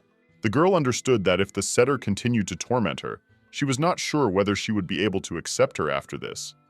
If she became his slave, she would live a life even worse than her previous one. Canel simply didn't know what to do in this situation. She touched her stomach and realized that she shouldn't think about it now. She needed to find a way to get out in order to prevent an even worse fate for herself and her future child. When the man left, the girl stood up from her seat and took a special iron stick that was usually used to stir the wood in the fireplace. I thought that this might be able to her, help defend oneself. So, without thinking twice, she opened the door and stepped out into danger, but also into her freedom. Canel was no longer going to just sit back and wait for a terrible fate to befall her. She wanted herself change my fate. She walked up to the door and thought that as soon as he appeared in this place, she would immediately hit him as hard as possible, and perhaps then she would have at least a small chance of freedom. But then suddenly, some time had passed since that moment, and she suddenly heard some strange sound from the front door and did not understand why the setter was not opening it with keys, as it should have been. She heard that he simply took it and broke it, so she was very surprised.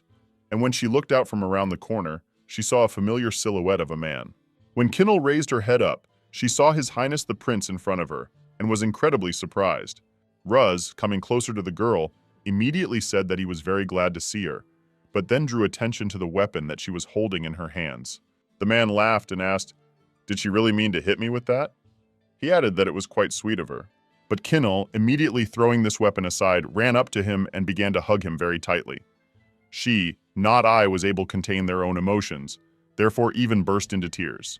As soon as the man saw this, he was very surprised, so he did not say a single word and did not even hug her back. The girl, meanwhile, began to thank him for coming and said that she was immensely grateful to him for this, and also that she was very happy that he somehow found her. Ruse asked her to be a little quieter, because they could be exposed, but the girl continued to hug him, even though she had to stand on her toes in order to reach his shoulders at least a little. She also suddenly felt rather strange and did not understand why it was so.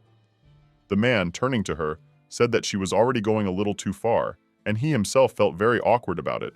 Canel immediately moved away from him and, a little embarrassed, asked for forgiveness, saying that she was simply very glad to see him. At that moment, he touched her face and immediately asked, "What happened to her?" After all, he also saw some red spots on her neck. Canel explained that when she tried to escape, the guy punished her. The man did not listen anymore because he knew it was too hard for her, and said that he did not think it would be like this. He took off his cape and said that it would be better to leave this place as soon as possible and asked where her shoes were. Canel said in a trembling voice that she didn't know, but she really wanted to leave as soon as possible before he came back. As soon as he threw his cape over her shoulders, he immediately grabbed the girl's waist with his hands and took her in his arms in order to carry her. Canel, seeing this, was very surprised, but did not ask him about anything. The man simply said that it was time for them to go, and she did not object, because she could not stand to walk barefoot in the snow for so long. She pressed herself closer to his chest and decided to relax at least a little, because she knew that this man could now be trusted and he would never hurt her. But at that moment, as they were about to leave, Ruse saw a setter who was just climbing up. The Count very quickly grabbed his weapon and, shouting at him, asked what he was doing in this place. He also called him an idiot. As soon as the prince heard this, he was very surprised and said that he, of course, knew that the guy was completely crazy. However, even a madman would not dare to raise his hand against royal blood. When he put Canel on the ground and grabbed his weapon, he was going to fight, of course, because he couldn't allow the girl to be hurt again. But the setter, of course, knew who his opponent was, so he got scared and simply ran down the stairs. The prince just stood there for a while, then he spoke to Canel. He asked the girl if there was security in this place, but when she didn't answer, he said that it was probably so. He asked her to stay in this place and not go anywhere, and he also assured her that he would be back very soon.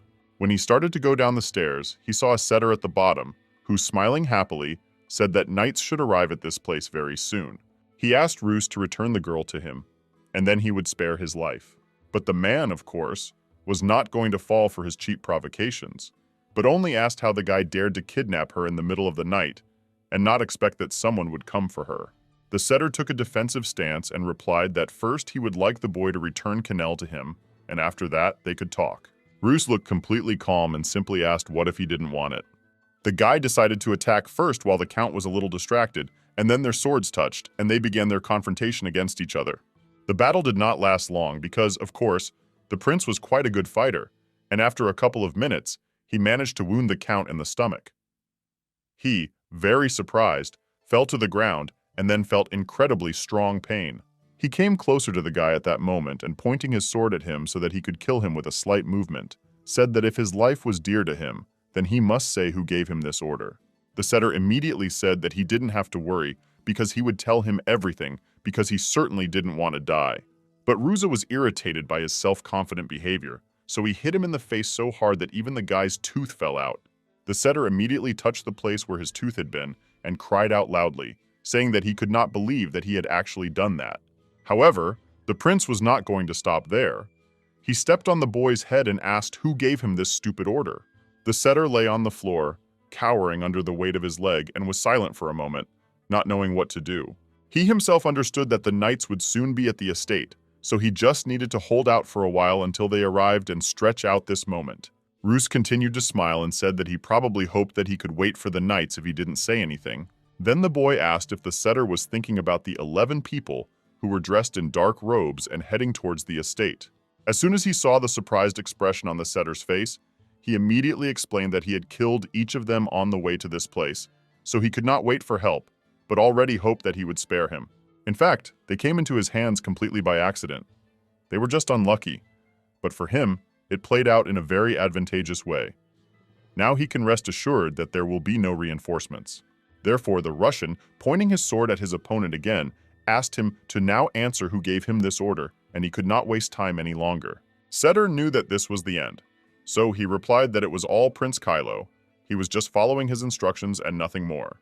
As soon as the boy heard this, he couldn't believe that his brother actually did it. He even pushed aside weapon from Guy. When the setter was able to breathe a sigh of relief and was glad that he would not be killed now, the Russian turned to him. He completely forgot that he wanted to do something else, and then, hitting him with all his strength, said that this was for daring to touch his wife. Canel, meanwhile, simply stood where she had been left. She noticed that it had become very quiet downstairs, and that dawn was already beginning to appear outside the window. She couldn't believe that it was all over, when suddenly she went downstairs to check what was going on and saw the unconscious setter and Ruse standing over him. The girl, in surprise, even screamed. She didn't expect that he could treat him so cruelly. Taking a closer look at the Count's face, she noticed that his entire face was swollen, bruised, scratched, and bleeding from everywhere due to how hard he had hit him. The girl gasped in surprise, and when Ruse heard, he turned around and saw her, asked that I waited. He took off the man's boots, and going up to the girl, said that she needed to put these on, because she would have to walk for some time. Canel was still under the impression of what she had seen, but with a trembling voice she thanked him, after which she put on her boots, because she herself was not against it. Then she wanted to ask if the guy was alive, but Rose replied that he hadn't killed him. He didn't need any extra problems now, so he, of course, held back. But if he had the opportunity, he would have gladly done it. He also said that they already had enough troubles with her being kidnapped, so it was time to return to the palace before more problems started to pile up on them. After that, they simply walked out of the palace. Canel kept looking back for a while to make sure the setter wouldn't follow them. However, he was so badly beaten that he couldn't even get up. Then she turned to her husband in an anxious voice and asked if it would be okay if they left him like that. Ruse replied that he would like to kill him altogether, but he did not deserve such an easy death, so she certainly should not worry about the fact that they left him in a half-dead state. The guy also said that he felt like he was connected to something much more evil. Snakes, the Empire. They would continue to sting, but they would not stop talking about responsibility and tearing into pieces. Also, Ruse, angry, said that his father would blame him for the fact that he himself could not protect him and would place all the blame on him. The guy himself didn't fully understand that he would find 101 reasons why he failed the mission to maintain peace, so of course, this didn't suit him very well. But after thinking for a moment, he said that of course he was and would not deny it, and that the guy would not be able to go and tell everyone the real truth, because now he would hardly be able to speak at all. Canel immediately thought about it and immediately said that everything was clear to her now. However, she became quite quiet because she even began to be a little afraid of what might happen next. Then Ruse, with a smile on his face, asked, was she really much stronger than she seemed? Because he remembered that iron stick with which she was ready to hit anyone? He said he also didn't know if she had meant to simply knock the man out with that stick or kill him, but it had surprised him either way. He smiled and said that he immediately realized that she had much more strength than she even thought, that she had gone through so much and had not even shed a single tear. Canel, smiling happily, said that she had indeed been afraid all this time, but nevertheless, she was incredibly glad that he had actually come for her and saved her, because she certainly would not have been able to cope on her own. Ruse, seeing her happy expression, was a little wary and even surprised. He didn't think that a girl could be like that. At that very moment, the voice of Evan, who who rode straight towards them on his horses, accompanied by some other knights, addressed them. He turned to Ruse and apologized, saying that they were a little late. It was just that the road was quite difficult, and because of that, it took longer than they thought. The guy, seeing them, immediately shook his head and said that since they had already arrived, let them sort this place out completely, and then they would talk about what happened. But Evan said that they had followed the signs, of course, but they had been in such a hurry and had not taken much with them. Ruse was interested in only one thing, and he asked, did they really not have a horse for Canel? The man replied that they would have to walk a little to the cart and asked if they needed to bring a horse. The boy immediately replied that they shouldn't do that and took the girl in his arms. He understood perfectly well what she had been through, so he didn't want her to suffer even more. Canel, of course, was a little surprised and embarrassed, but she didn't object. Ruse, also turning to his assistant, asked him to find her normal clothes and shoes. In the meantime, he seated the girl on his horse. Evan went in the other direction to carry out the order, and the prince turned to the girl, asking if she knew how to ride a horse. Canel looked at him with a slightly worried voice and immediately said that she had never learned this. Then the man himself jumped onto the saddle and told her to just grab his torso and hold on very tightly because they would be riding fast. But the girl was too embarrassed, so at first she simply grabbed his shirt with her fingertips. Before they set off, Ruse explained that they would be riding fast, so she had better hold on tight, or she would fall and get hurt again. The girl had no choice but to wrap her arms around his waist and hold on. Then they set off. They really did go fast because the man wanted to get to the cart as quickly as possible. Canel could barely hold on to his waist. She was shaking so much, and at some points she even thought she was going to fall. However, at that moment it was much harder for Ruse, because the more the girl rubbed her hands against him, the more different feelings appeared in him, namely excitement. He didn't understand why his sensitivity didn't subside, so he couldn't stand it and said that as soon as he returned, she should definitely learn to ride a horse, because anything can happen in life. Canel became a little sad, because she understood that it was her fault that she still couldn't do it. So, continuing to hold him by the waist, she said that she would definitely try her best. And then the prince, with a mocking voice, asked her if she wanted him to teach her. As soon as she heard this, she became a little embarrassed and did not give him a single answer because she considered it too awkward. Ruse himself understood this, so he did not touch on this topic any further, but simply told her to continue to hold on, and then everything would be fine. And so after some time, they finally reached the cart. The man immediately carried the girl inside and gave her a new blanket. Canel was finally able to warm up, and while they were driving for some time, she noticed that Ruse, leaning against the glass, even fell asleep. She was, of course, a little surprised. However, she then assumed that he had been looking for her all night, and therefore, of course, he was tired.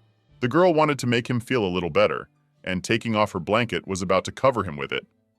However, he, waving her hand away, asked her not to do something stupid and just sit quietly.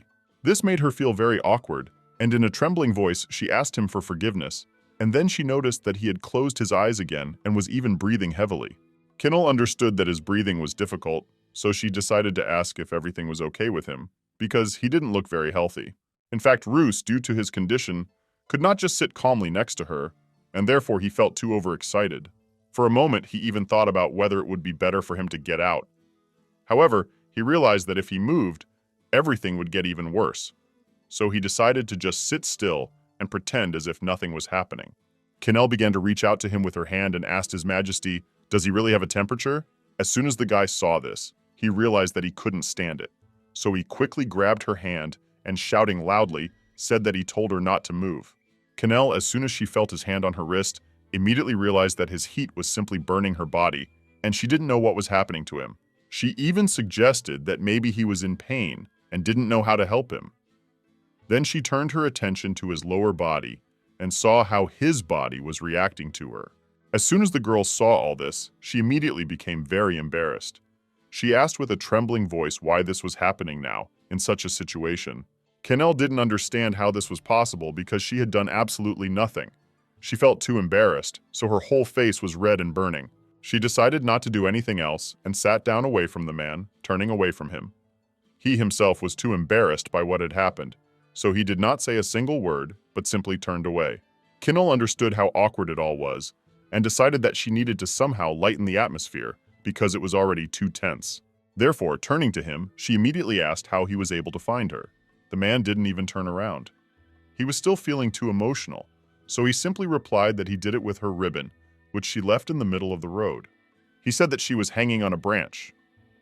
Canel, hearing this, immediately became happy and explained that she did this in the hope that someone would notice her.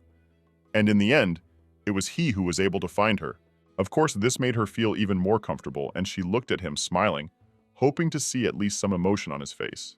But Ruse was still turned away from her and immediately asked, did she really do it on purpose?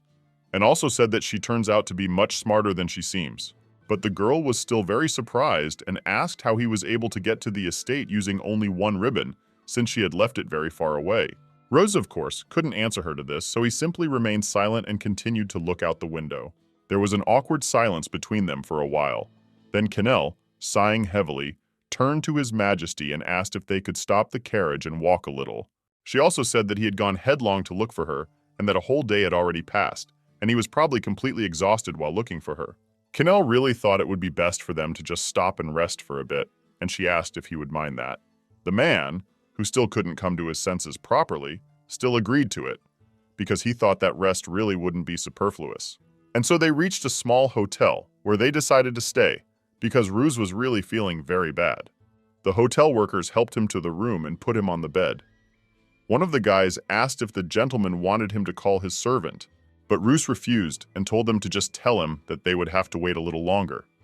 Then the guy bowed before leaving and said that everything would be done. Canel didn't know what to do.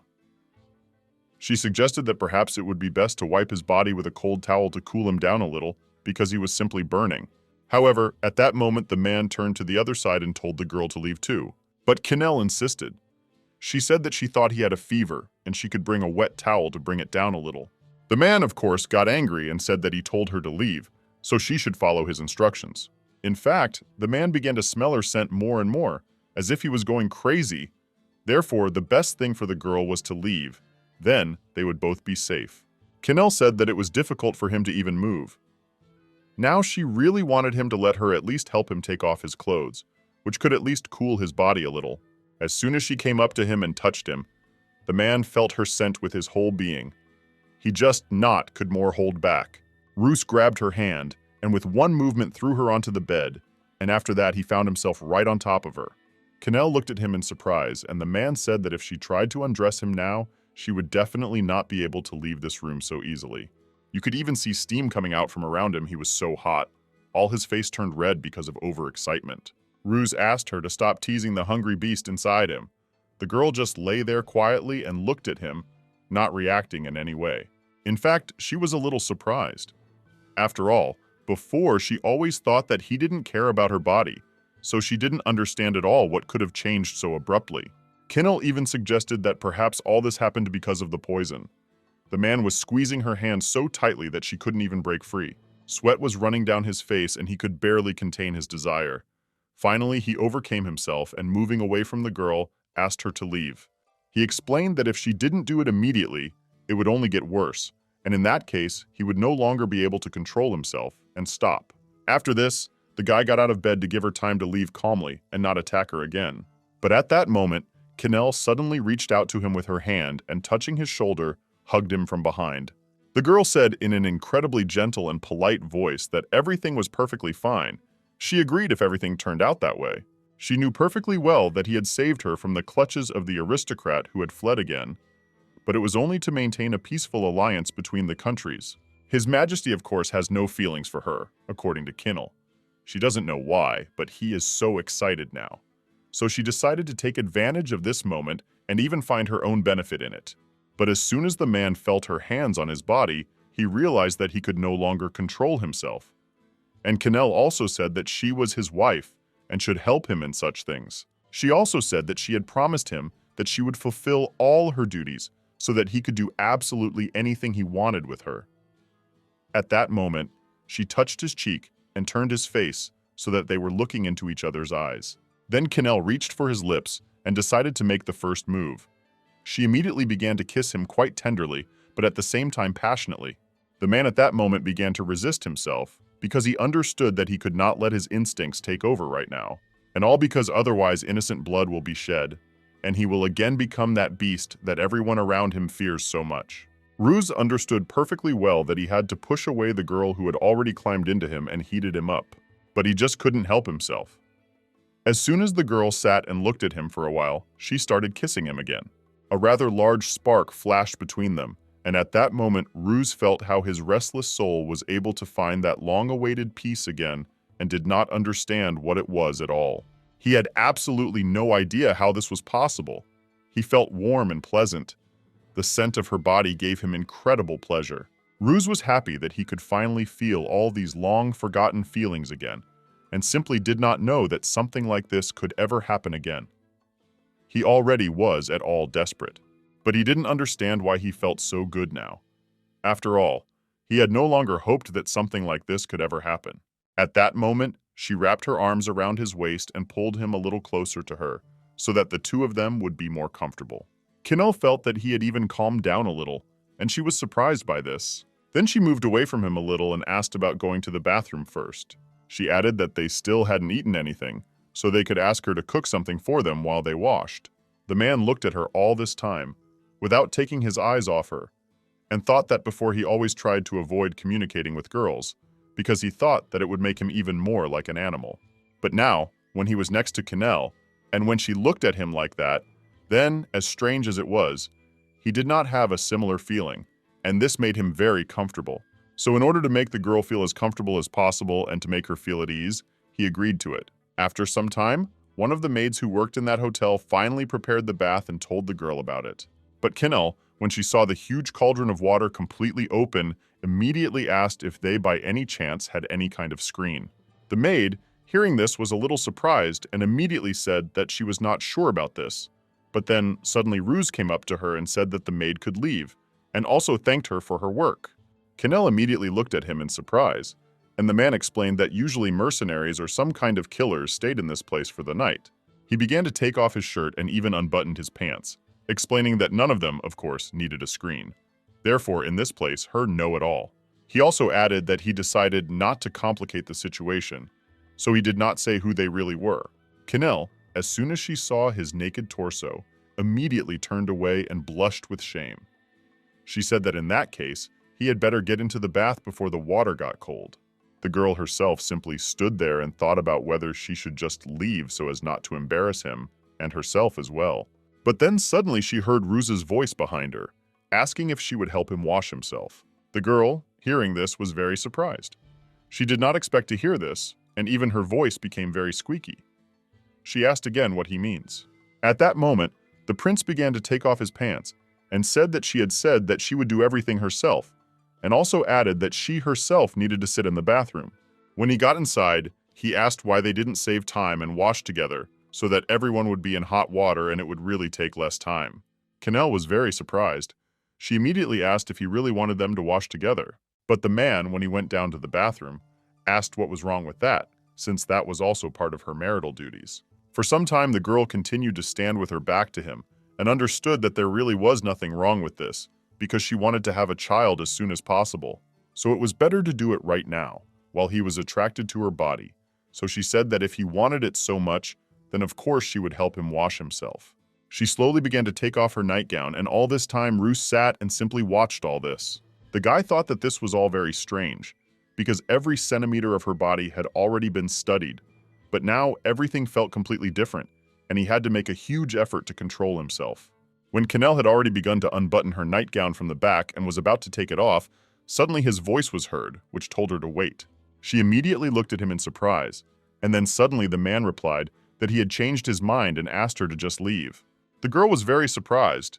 She just stood there for a while and then asked if she had done something wrong. Ruse, sighing heavily, covered his face with his hands and said that it was not so. After all, this was their first wedding night, and spending it in a hotel would be too awkward. He explained that he thought this approach was wrong, but in fact he felt some strange feelings inside himself, and this was the first time this had happened to him. Ruse also asked that they sleep separately that night and spend the first night in the palace itself. Canel simply held her nightgown with her hands and did not understand why she had the feeling that he was trying to avoid her. Just a moment ago it seemed to her that he was excited, and then suddenly his mood changed so abruptly. This very surprised her. She knew that if he lost interest in her body and she missed her chance, she didn't know how long she would have to wait to do it again. Canel understood that it could be even longer than for Mia, so she said in a rough but confident voice that she had already told him that she was quite comfortable. So the girl continued to take off her shirt and left completely naked, turned to him, saying that he could do whatever he wanted with her. She also added that he can do it anywhere, wherever his soul desires. She will be comfortable everywhere if he feels good. The man couldn't just take his eyes off her. His whole face started to burn again, and Canel walked slowly over and also climbed into the bathroom. She understood that it would not be difficult, because in her past life she had already been pregnant, so she knew perfectly well how it was all done and what happened during it. So slowly approaching the man, she took his hand and kissed his palm without taking her eyes off him. But at that moment, Ruse stopped holding himself back. He immediately rushed closer to the girl and began passionately and quickly kissing her on the lips. He moved lower and was already on her neck. It was rough and forceful. His touch was not at all like that of a setter. They to her liked. The man was absolutely confident and knew what he was doing. Unlike the setter, he was not used to girls, but despite this, they seemed to know what to do.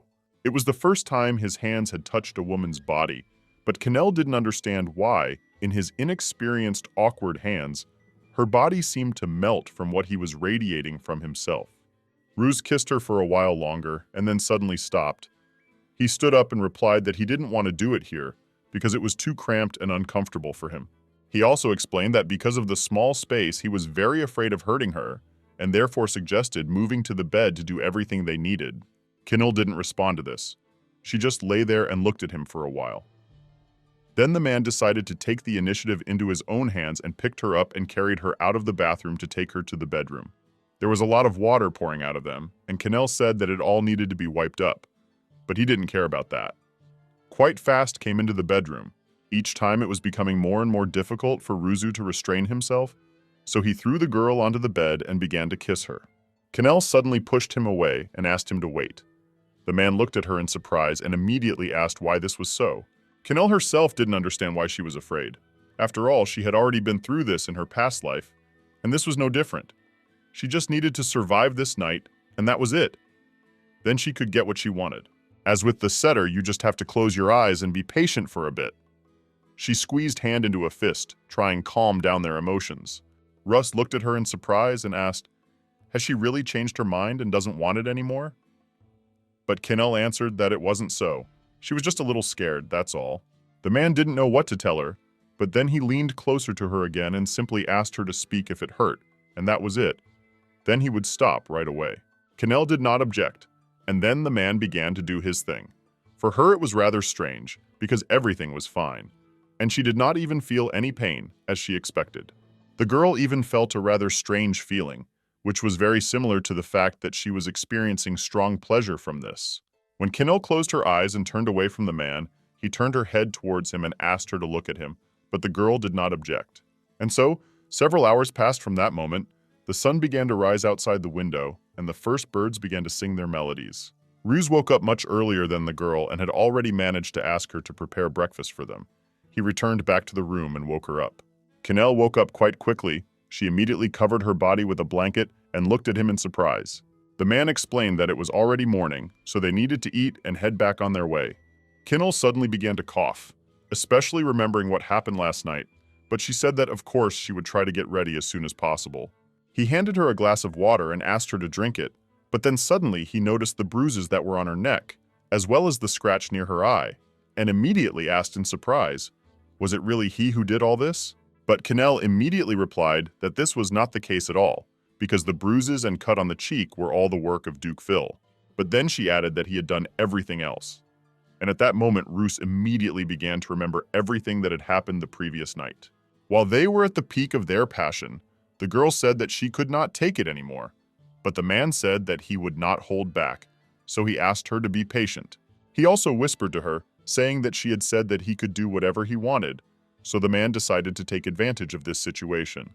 Of course, Russ felt very awkward and even ashamed to some extent because of this, so he asked her to first stand up and eat. After of this, they would talk about everything that was. When he turned away, the girl got out of bed and, having changed her clothes, sat down at the table. She immediately began to eat the breakfast he brought because she was quite hungry, and he, sitting opposite her, just sat and thought about his behavior last night. In fact, he did not want to lose his temper and throw himself at her the way he did then. Ruse knew that something had gone wrong in his head, so he simply couldn't help himself, and even assumed that it happened because instinct got the better of him. He took this amulet of his, and looking at it, realized that this was not so at all. Assumptions were false, after all. This were other feelings.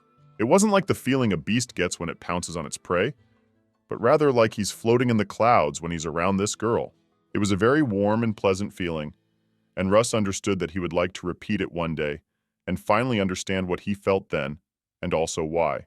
He looked at Canel, who was calmly eating her breakfast, and thought that perhaps this was always the case in marriage. After all, he had no experience, and he didn't know. After a short silence, the man asked her to stop, and then handed her another plate of food and told her to eat it. He smiled a little, and said that Canel was so sleepy that it seemed she didn't even understand what she was eating, because she ate only salad the whole time, and he cut up some chicken for her so that protein would also get into her body. The girl did not object and thanked him. He handed her a cup of coffee and began to give her some to drink, saying that the food in this hotel was not very good, but still better than starving like this. Canel said that everything was fine and thanked him for it, but the man continued to insist on his own and said that after they arrived at the palace, they would no longer have to worry about food. He continued to cut up the chicken and said that although the cuisine was a little different from the one that was in lard, it might be a little unusual for her, but it was still not as bad as one might think. Canel, continuing to eat, replied that she was sure that the food in the palace was simply amazing, so she said that he did not need to worry about it. Ruse, sighing heavily, turned away from her and said that, in fact, it was quite difficult for him to eat in lard, because in Tricos they like smoked meat, and when it is smoked, the taste is greatly enhanced. Canel thought that they really did cook it wonderfully there, and she really couldn't wait until they got back to the palace to try it. The man, while carving the chicken, said that as expected, the menu was very limited and asked if she would like to eat something else. He could go down and order from them. The girl replied that everything was fine and he didn't have to worry, and also thought that it all looked very much like the morning of newlyweds. No, of course they were a couple, and last night had been even better than she could have imagined, but at first she'd been even scared. Canel was also able to find out that, contrary to rumors, he does not seem cruel but even a little sweet, and therefore she even felt calmer being around him. After a short time, the man asked if she was full yet, and the girl immediately said that she was. Then she stood up from her seat and asked if they needed to leave right away, and added that in that case she would quickly try to get ready. Ruse began collecting the empty plates and said that before they left, he would like one more thing. He very quickly approached the girl and, having seated her on the kitchen table, suggested doing it again. Canel was very surprised and asked if he really wanted to do it right now. The man started kissing her neck and said that yesterday he held himself back so that she could get enough sleep, and therefore did not fully satisfy all his needs. As soon as the girl heard this, she was incredibly surprised and also thought that she had gone crazy. Ruse considered, this cute, after all this not so. She also thought that he was a real insatiable beast. And when several hours had passed and they were finally finished and packed, their carriage was already leaving for the palace. Canel sat next to her husband, but was turned away from him and even a little offended. Ruse felt very ashamed. He turned to the girl and asked, "Does it really hurt her to sit, since she was constantly fidgeting and couldn't find one position?" The girl, blushing a little, said that everything was bearable, so he didn't have to worry. However, at that moment the carriage, it was driving on a rather large snowdrift, and the cart shook a little. Canel immediately felt a little pain, and therefore sighed heavily, and because of this, Ruse began to feel even more guilty. He immediately turned to the coachman and told him to slow down. The man did so immediately, and the carriage no longer had to run into such large snowdrifts. As soon as the girl saw this, she was very surprised, and she did not understand why he decided to slow down. After all, he probably has a lot of things to do in the estate. Then suddenly the man broke the awkward silence and said that in any case, they had decided to meet in Hogwick tomorrow, so they could take their time. He also added that if it was unavoidable, they could travel to the palace separately. But Canel didn't understand why this was necessary, because in that case, everyone would start to worry. The man glanced at her and said that he had warned Evan in advance, and if they didn't make it in time, they would be sent to Tuban without them. However, Canel said that Dea would most likely be very scared. As soon as the man heard this, he was immediately surprised and asked, What kind of princess would take care of her maid? So he asked her to stop talking nonsense and just go to sleep. The girl became a little embarrassed again, and turning away from him, said that she actually didn't get enough sleep because of him, so she had to suffer. Ruse decided to get out of this situation. He moved closer to her and, putting her face on his chest, told her to stop being indignant and just go to sleep. Of course, the girl was very pleased by this. Then she noticed that even his ears turned a little red from embarrassment. Canel giggled and thought that he really was quite nice, and not as menacing as everyone always said about him.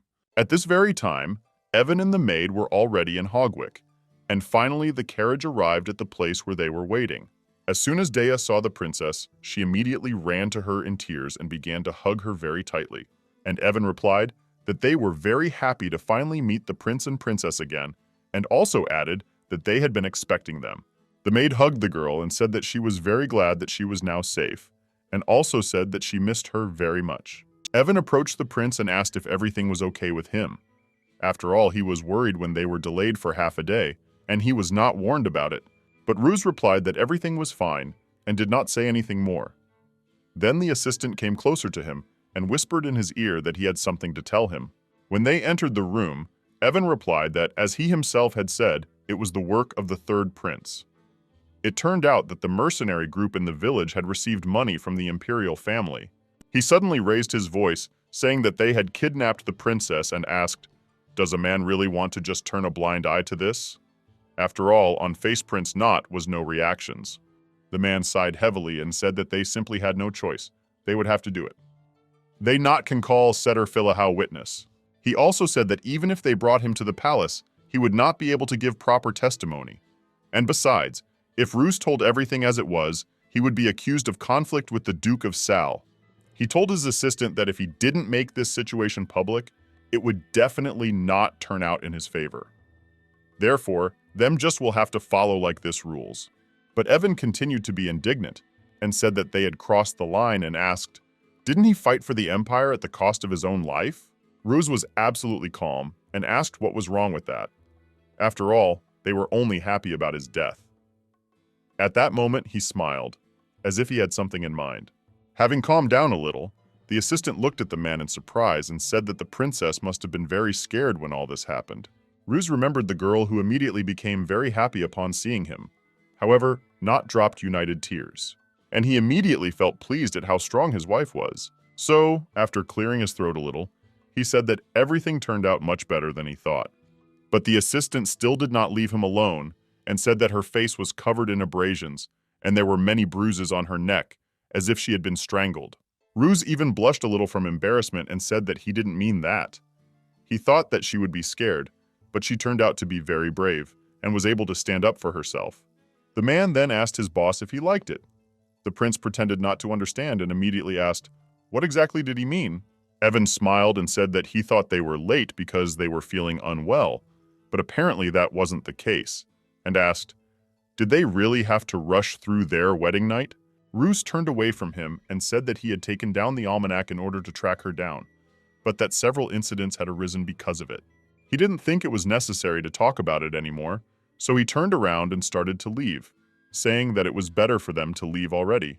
They returned to the carriage, and after driving some more distance, they arrived in the territory of the Tricus Empire.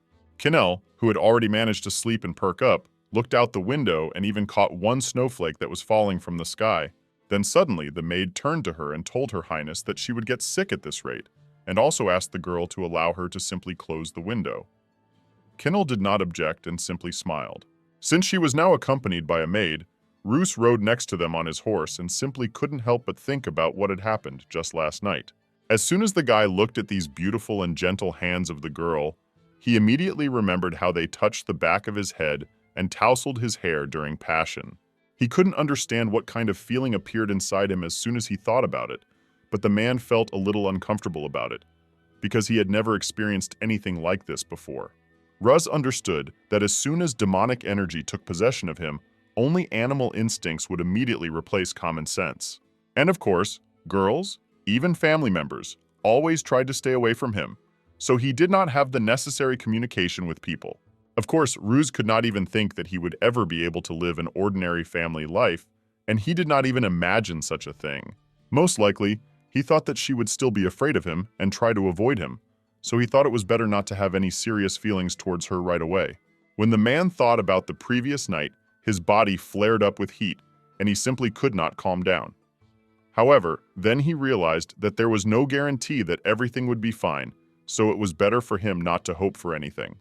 The most important thing for him is to give birth to an heir and not to have any feelings for each other. Otherwise, everything will be too difficult and confusing. Rose should not forget that this is the most important condition of their marriage, so he should just follow the instructions and forget about what he might sometimes dream about. Soon they arrived in the capital of the empire, in the city of Tuban. And when Canel looked out the window and saw the most beautiful castle on the horizon, she was surprised. Canel gasped in admiration and said that the imperial palace was completely different. What they saw in Sale was incomparable. She also didn't know how brave Sally was to interfere in the affairs of such a powerful country. Most likely, it was because of the precious ore on Mount Nukol. In fact, Mount Nukol is exactly the place where Canel lost her child in her past life. And as soon as she thought about it, she immediately felt very sad, and even a little bad. She immediately wondered if she had gotten pregnant that day when they had made love all night, and she really hoped that she had. But at that moment, the carriage suddenly stopped, and Canel immediately became worried. She looked at her husband, who appeared near the window, and asked what was going on. Ruse turned to her and asked her to take the maid out and walk with him. Dia immediately began to obey the order, and obediently got out of the carriage, without even asking why it was necessary. Well, the princess was a little surprised and began to ask why this was necessary and what happened. When the boy got into the carriage, he said that he had said that the reason for their late return was their honeymoon. So, of course, it would be much better if they arrived in the capital together. He also asked that Canel at least pretend with him that they were burning with passion and endless love for each other. The girl, hearing about this, was very surprised, and immediately understood that they just needed to play along with this scene, and that's all.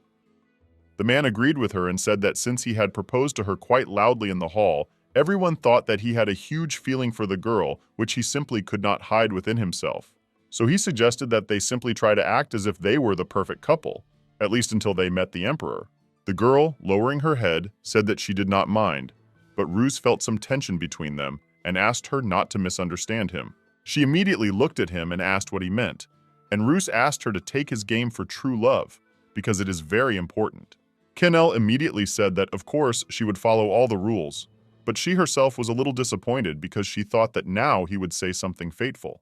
She herself wondered whether he had treated her kindly that evening only because he was in a good mood. Canel really believed that this was so because she understood that he would not pay any attention to her, because she was not at all the one who was right for him. Some time passed from that moment, and Ruse, after thinking a little, handed her a small, transparent veil, asking her to cover her face before arriving. The girl, taking this thing in her hands, was very surprised and did not know why it was needed. For some time she doubted, but then she decided to ask. Canel looked at him with her blue eyes in surprise and asked, "Is this really a rule of the imperial family? Tricass, women not should show your own face to the emperor?" But then suddenly Ruse replied that it wasn't so. She couldn't just go out like that. And then suddenly the girl understood what he was talking about, because she had a lot of wounds on her face, and anyone could notice them, and the veil would at least cover them a little.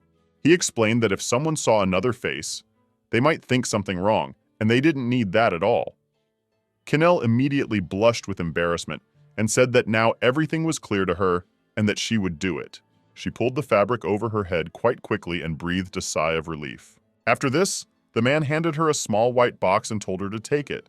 Canel was very surprised and alarmed, asked what it was, and nevertheless took it into her hands. But Ruse simply asked her to open it.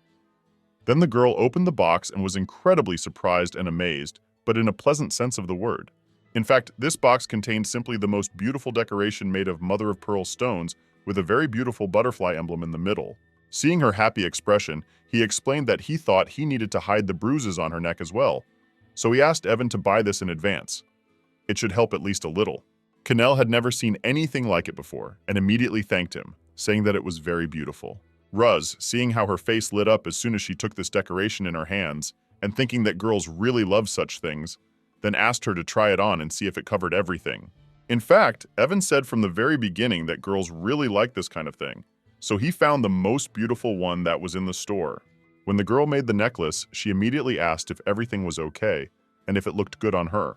Ruse simply couldn't take his eyes off her, because she looked so beautiful in it that his mouth even opened a little. Canel immediately became a little worried and began to adjust the necklace from all sides and asked if anything was visible there. The man cleared his throat and said that everything was just fine, and Canel asked in a trembling voice if she would need to return it. The man was very irritated because he did not understand why she had such an influence on him, and he immediately told her not to ask stupid questions because it now belonged to her.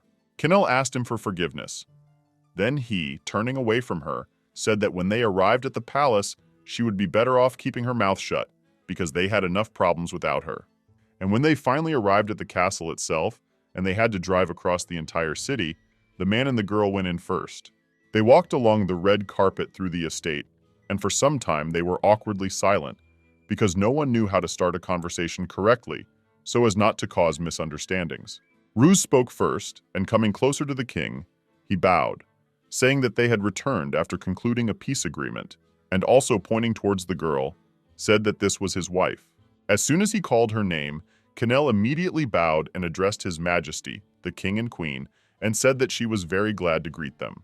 As soon as the girl saw the princess, she was immediately very surprised and in an irritated voice asked the man why she was wearing a veil at all. Ruse replied that she was simply embarrassed to show her face to them, so she decided to cover it. And he, of course, as a true gentleman, decided not to violate her personal boundaries. But the queen persisted and said that it was a breach of etiquette, and also asked what kind of ignorance this was towards the royal family. She looked directly at the girl herself and told her to take off the veil immediately. Canel immediately touched the fabric and began to lift it, because she understood that it would only get worse. However, a man came closer to her, and putting his arm around her shoulder, did not even say anything, thereby stopping the girl from lifting her veil, and also looked straight at the queen. The woman, of course, did not like all this at all. She frowned and began to look angrily at the prince, not understanding why he was laughing, disobeying her. Canel noticed that they were looking at each other rather cruelly, and did not understand why this was so, and was also surprised that the prince was showing his displeasure so fiercely. But Ruse, looking at her then, asked if everything was all right with her. She didn't answer, but only lowered her head down. Then the guy, sighing heavily, lifted the veil and said that, as they themselves could see, he could not control his strength. And there on the face immediately became visible a few bruises and scratches. Ruse, smiling, also said that he thought his wife would be uncomfortable, so he asked that they still allow her to keep his owl so that she would feel more relaxed. Canel really did become embarrassed, her face turned red, and the king at that moment laughed very loudly, unlike his wife, who even became a little ashamed because she insisted on it so much. He turned to the prince and said that the boy had apparently had a lot of fun with his wife, and also added that he should lower his veil in such a case. After Ruse did this, the man turned to him and said that he remembered how the boy fought on the battlefield in order to protect the kingdom of Tricus. He also said that now that they love each other and have created their own family, he hopes that they will feel comfortable and at ease. The guy bowed and said that he hoped so too, and added that, of course, someone might not be happy that not a drop of blood was spilled. As soon as the king heard this, he immediately frowned, because he understood that this was a hint at him. However, he did not play these games, so he simply remained silent. And Canel glanced at the prince, who was standing next to her, and noticed that he himself looked rather distant and even angry. Then the king turned to Canel. The girl immediately bowed and said that she was ready to listen to him. He told the princess that she was now part of their family, and he hoped that she would serve her husband well and contribute to the prosperity of the Tricus imperial family. As soon as Ruse heard this, he immediately became even more angry. He raised his voice at the king and said that they had no right to treat her like that. In a calmer voice, he said that since she was his wife, she could not be called a princess. He asked that she be treated as a full member of the imperial family so that everything would be fair and prosperous. As soon as he said these words, an awkward silence immediately fell in the room. No one knew how to react to this and what would happen next. Canel at that moment became a little sad, because she understood perfectly well that this man was not standing up for her, but for his own name.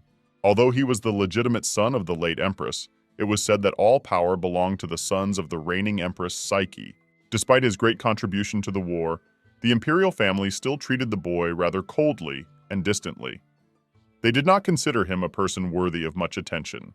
After a short silence, the king said that since he and the princess had gone on a short journey, their return was a little delayed, so the welcoming banquet was, of course, postponed for a day.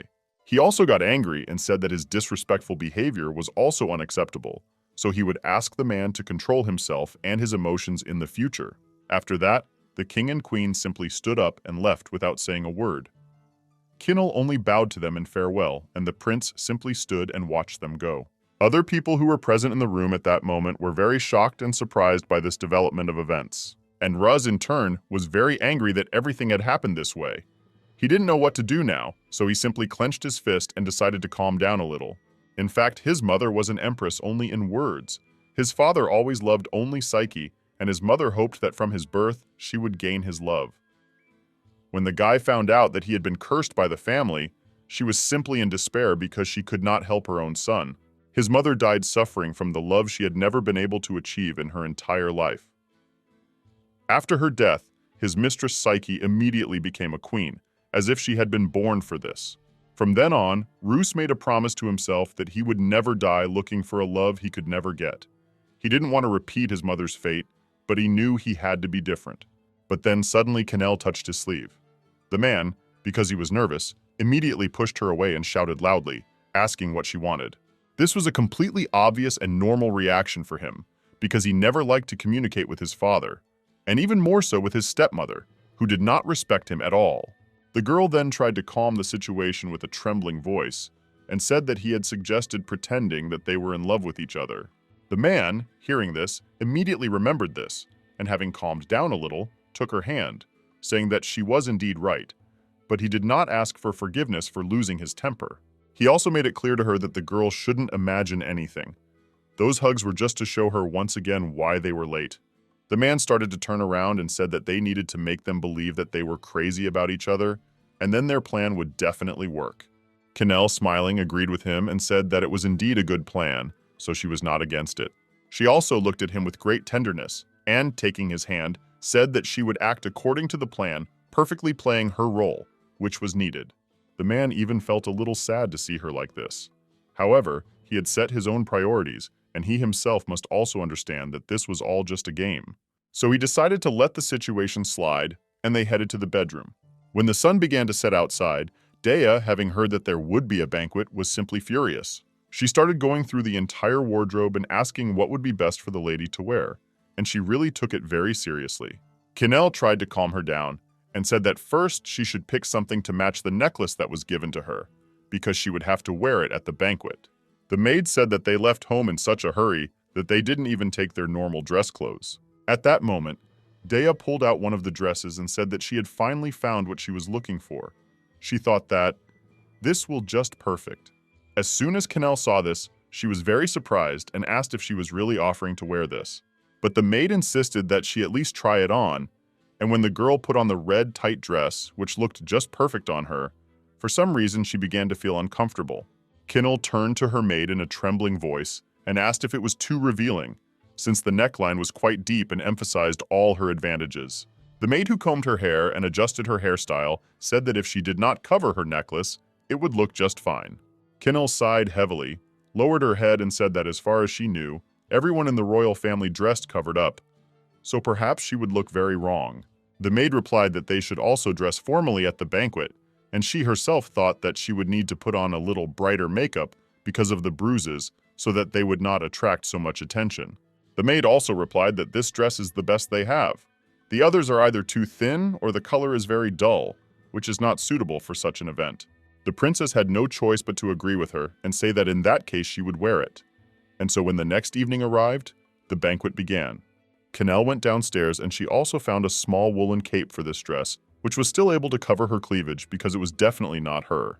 As soon as she entered the banquet hall, many people immediately began to turn around and whisper behind her back.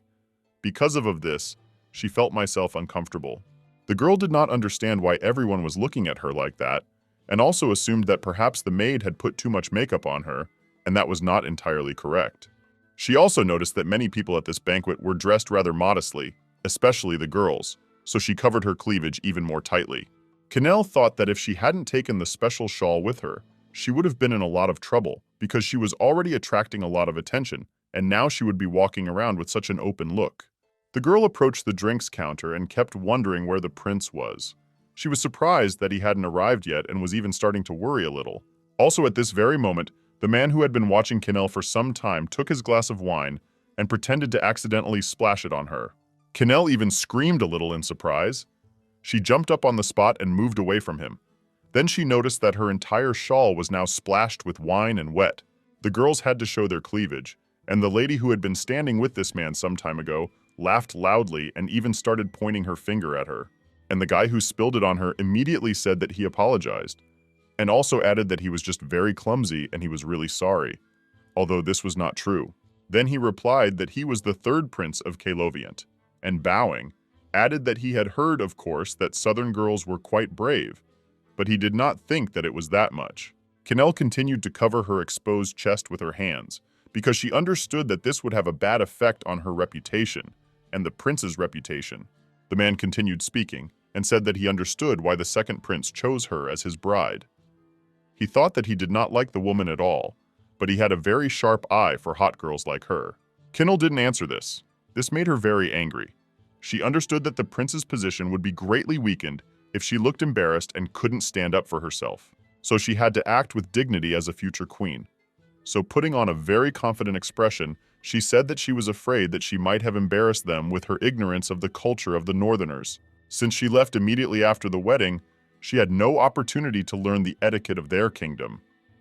So she bowed, asking for forgiveness and also for them to understand her.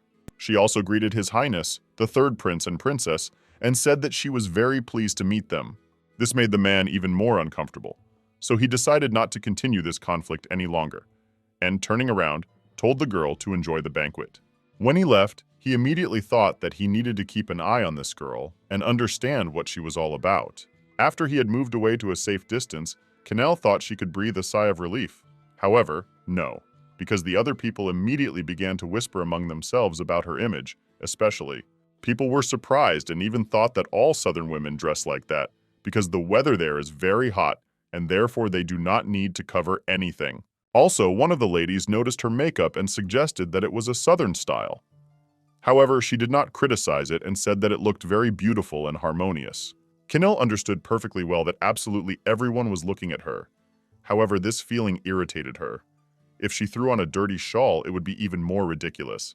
Therefore, to her, we'll have to tolerate. She also considered whether she should go and simply change her clothes so as not to attract more attention to herself. She even considered asking the maid to bring another shawl since there were no other dresses. Well, some time passed since then, and Ruse finally arrived at the event. He was also dressed up and walked through the crowd looking for Canel. It was already quite late, so he wanted to find the girl and just leave, and finally he saw her in the crowd. Coming closer, he asked if everything was okay with her. But as soon as Canel turned around and he saw her in this outfit, he simply could not put words together. The man blushed all over from embarrassment, and for some time just stood there and could not tear his gaze away from her. He did not expect that she would be so attractive this evening. Canel apologized and asked if he could lend her his cape, since it was colder in the banquet hall than she thought, so he would be a great help. The man was a little surprised by this. However, he immediately took off his black terrycloth cape and threw it over her shoulders. After that, he said in a quiet voice that they needed to have a serious talk. Canel did not object, and they then went out onto the veranda to discuss everything, which is what he wanted. Ruse asked her in a rather serious voice what she was thinking when she put on that outfit. He was very angry and did not understand why she did that at all. The girl felt very awkward and ashamed. She asked for forgiveness and said that all the clothes she had brought from home were thin and there was nothing that could match this necklace. Her voice began to tremble as tears welled up in her eyes, and she said that she had brought a shawl with her, but the third prince had spilled wine on it, and so she could no longer use it. She also apologized for ruining his reputation and the evening in general, and said that she herself did not want this to happen. But as soon as the man heard all this and noticed how nervous she was, he immediately felt ashamed for yelling at her so loudly. He sighed heavily and said that because of him she had gotten ready in a hurry, so she didn't even have time to prepare her clothes. He admitted his mistake and said that he should have taken care of it and prepared everything in advance. He took her by the shoulders and, moving her closer to him, said that he had been so distracted by this kidnapping incident that he had completely forgotten that it was his fault.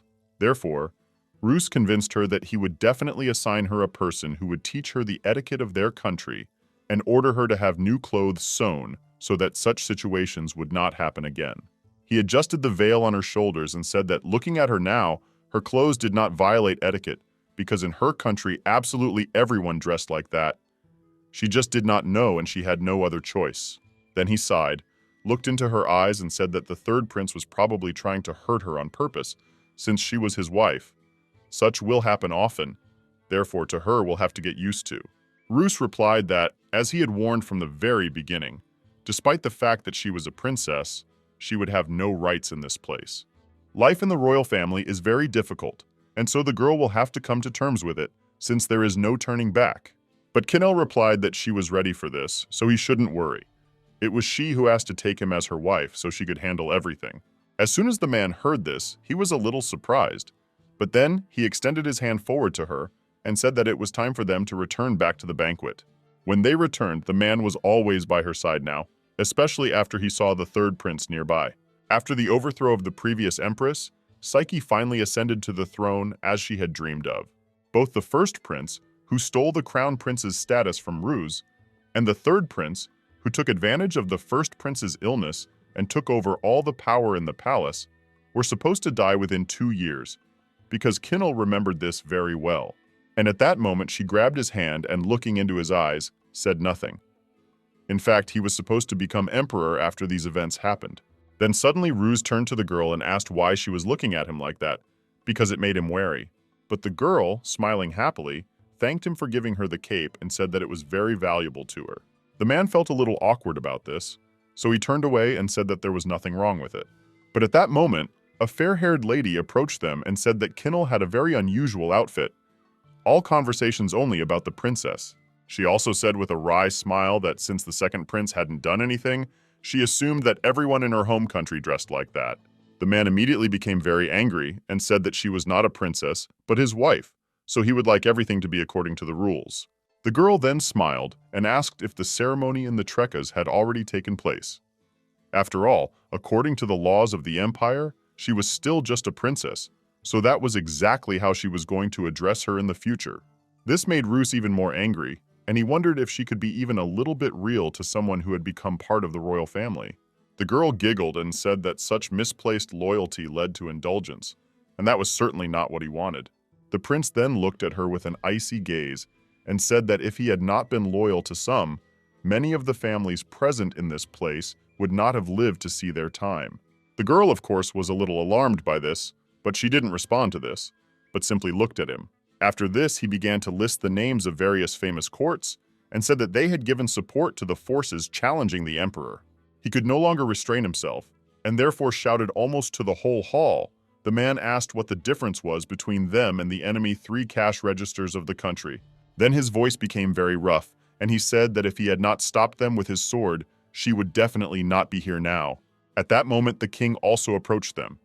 Then one of the men, who heard all this, immediately began to address him and said that all this was slander. He tried to justify himself by saying that it had already become clear to absolutely everyone that they too were trapped. He also added that in order to prove their loyalty, they did not hand over part of their territories, and the king had already personally pardoned them. Therefore, he does not understand why this issue should be returned to now. Ruse, smiling happily at this point, said that since they did not treat his wife as a member of the imperial family, he thought that they had completely forgotten that he was their son. However, the king said that this is why he is rushing him. They are waiting for him and his wife to go through the wedding ceremony and for her to become a full member of their family. Canel, who had been standing silently at that moment, immediately bowed and said that it was a great honor for her and that she was truly grateful to them for this opportunity. After this, the king took his girlfriend, his wife, who had directly caused this whole scandal, and they went on to enjoy this banquet. Ruse followed them with his gaze, but said nothing more, because he was still very angry. Canel turned to him and said that she was really sorry, that because of her he had even more problems, and she did not want everything to turn out this way. But the man, despite her, replied that she should not be mistaken and asked in surprise, "Does she really think that all this is only because of her?" When she shook her head, he replied that even without her, they would have found an excuse to bully him, and it was she who was suffering because of him. Therefore, to her already exactly not costs apologize. As soon as the girl heard this, she was very surprised. But she understood that, despite the fact that he was saying this with anger, he wanted to convey that it was not her fault, and she should not worry. The man then sighed heavily and told her to go back and rest, because she would definitely not hear any good words in this place anymore. Canel was about to say that she was completely fine. However, he replied that she hadn't even been able to properly rest on the way to this place, so there was no point in enduring all this.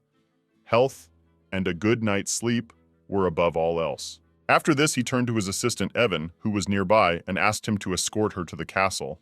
The man, smiling happily, immediately said that he would do everything, and they were about to leave when suddenly someone approached them. The man was Rek. He greeted them and, bowing, introduced himself. He was a young guy with blonde hair and glasses. Canel immediately turned to him and, smiling happily, said that she was pleased to meet him. However, Ruse, grabbing her by the shoulders, said that they needed to rest and asked Hackle not to bother them. But the boy asked, is he really afraid that the wolves will bite her, so he decides to send her back to the castle as soon as possible? Ruse was a little angry about this and said that the man should just shut his mouth and not say such things again. Otherwise, he would regret it. However, Hackle said that he loved people very much and that he could not leave a single person alone. The prince had already begun to ignore his words and, turning to Evan, asked why they didn't just leave quickly. Canel immediately turned around and began to leave. And this stranger, smiling, replied that he would very much look forward to their next meeting with the princess. When they left the banquet hall, the girl turned to Evan and asked him to answer whether it was true that the man was also a member of the royal family. The guy said that she could address him informally, and also explained that Hackle was the chancellor of their empire. As soon as she heard this, she was very surprised, because this guy looked even younger than the prince, and she didn't think that he could be the chancellor. Evan explained that he had an exceptional talent for business management, and even His Majesty, the second prince, recognized Hackle's abilities and admired him greatly. However, he also explained that people disliked him because of his bad character. After that, he asked the girl, is it really comfortable for her to be in this cape, since it was much larger than Canel herself? The girl replied that she was, of course, comfortable, and soon they finally reached the castle, and she could at least rest a little. The girl sat in front of the mirror, and her maid tidied up her hair and prepared it for bed so that it would not get tangled. At that moment, the doors to the room suddenly opened, and they then saw that His Majesty, the second prince, had come to them. Canel immediately looked to the side and saw how the room was filled with the huge masculine body of Ruse, who even looked very angry. The man immediately looked at her maid and in a cold voice asked her to leave. The maid, bowing, immediately left the room so as not to disturb them. And so, when the door closed and they were alone, there was an awkward silence between them. Canel immediately thought that something had happened after she left, because the man looked strange. But at that moment, Ruse quickly came closer to her, and, to the girl's great surprise, he began to hug her very tightly. She didn't understand at all what was happening, so she wanted to turn to him, but he sighed heavily and said that it was just awful. His voice was not so harsh. He continued to hug her, telling her not to wear that dress anymore, because he so wanted to gouge out the eyes of those men who simply devoured her with their glances. Canel, hearing this, was very surprised. Then she finally hugged him back and asked for forgiveness for the fact that it was not very pleasant for him. She also realized that most likely absolutely everyone was talking about her outfit, even after she left. It was most likely a huge topic of conversation for the rest of the evening. She pulled away from Rose and, looking into his eyes, said that she was very grateful to him, and next time she would definitely be more careful not to put him in an awkward position. The man looked at her for a while, and then he felt an incredibly strong desire and decided to make it come true. He began to kiss the girl tenderly. This kiss was not like the previous night. It was filled with feelings, but not passion. For a while, Canel just stood and watched, but then she began to kiss him back. The girl put her hands on the back of his head again, and he felt that rather strange sensation again. Ruse didn't understand where it was coming from, and he also knew that it was the same terrible day as always. However, something had changed. After that, it seemed to him that nothing bad had happened. After he kissed this girl, all his troubles and worries seemed to evaporate. He didn't understand why touching Canel could calm him down so much. He put his hand on her cheek, and for a moment the girl felt a little awkward, but then she moved closer to him and closed her eyes, smiling happily. Then the man realized that this girl was his wife, and she would be next to him, would hug him, and even give birth to his child. At this point, he could no longer restrain himself, and so he laid Canel down on the bed and began to gently kiss her neck, trying to excite her a little. Canel looked at him in surprise and asked what he was doing. She blushed a little again because she felt very awkward. However, at that moment, moving closer to her, he said that they needed a child, and added that she also wanted this, so he saw no point in delaying. Then suddenly, Canel pushed him away from her and asked him to wait. The man immediately looked at her in surprise and asked what had happened. She even started sweating a little because of how worried she was, and then she replied that she hadn't taken a bath yet, so he said that she would quickly wash herself and come to him herself. But Ruse didn't understand why she was doing this, so he said that they could calmly wash together.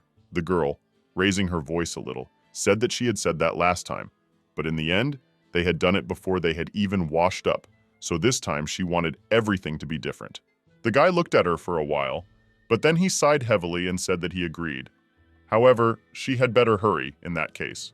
Canel immediately got out of bed and, pushing him out of the room, said that she would hurry as fast as she could and he just needed to wait a little. After this, the maid who had been preparing everything for the bath returned to the room.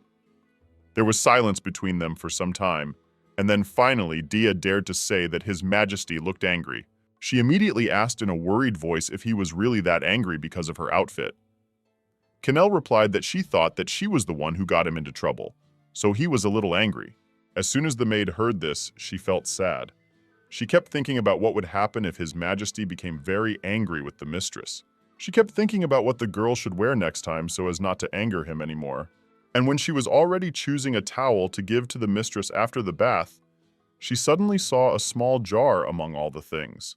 She immediately thought that it was scented oil, and as soon as she smelled it, she felt pleased, because it was the scent of flowers. The maid thought that the body would give off a pleasant aroma if she dropped even a little into the bath, and so she decided that this would be a very good idea. Dea came up pretty quickly and poured a small amount of the contents into the bathtub, and after that, Canel could already climb in there. At this very time, Ruse had already managed to take a bath himself. He was in the bedroom and did not understand why it was taking so long. The man was starting to get annoyed. He didn't understand. Were they really getting water from the river for her? And he didn't know why it was taking so long. At that moment, a maid appeared behind him carrying water. Seeing His Majesty near the bedroom, she was very surprised, and Ruse, turning to her, asked where Canel was. The girl immediately bowed and said that the lady was taking a bath. She said that she was thirsty, so she decided to bring her some water. But at that moment, the man took the tray of water from her and said that he could carry it himself. Of course, Dea was a little worried, but she could not contradict him. Canel's bathroom. She, in turn, was sitting in the bathtub and doing her body with her hands to wash everything thoroughly. The girl felt very comfortable with how warm the water was and how it relaxed her body.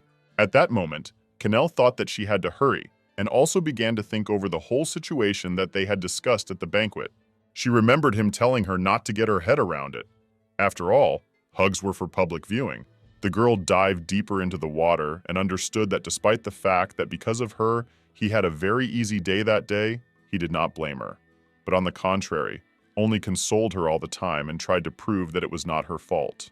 She also realized that he was much kinder than she thought, and it seemed that even she was starting to like him, and she was pleased about that. Canel remembered how they kissed, and she immediately felt uneasy about it, so she quickly pushed these thoughts away from herself. The girl thought that maybe she really liked him too, but then she suddenly heard the bathroom door open and immediately turned towards the entrance. Canel thought that it was her maid, and she said that she was just about to go out, so she asked her to give her a towel. But when her maid did not respond and did not do anything, the girl was very surprised and immediately asked, "What is going on?" And at that moment, Canel saw that Ruse, who was holding a tray of water in his hands, came closer to her. She, very I, was surprised and immediately same screamed from surprises. The girl asked what was going on. However, at that moment, the man pulled her out of the bathroom quite easily and, leaning her against the door, began to kiss her. Canel didn't understand why he was doing all this so abruptly. She felt uneasy. They kissed for a while, but then she turned to the man and asked him to stop. She pushed aside his from yourself. However, he not wanted.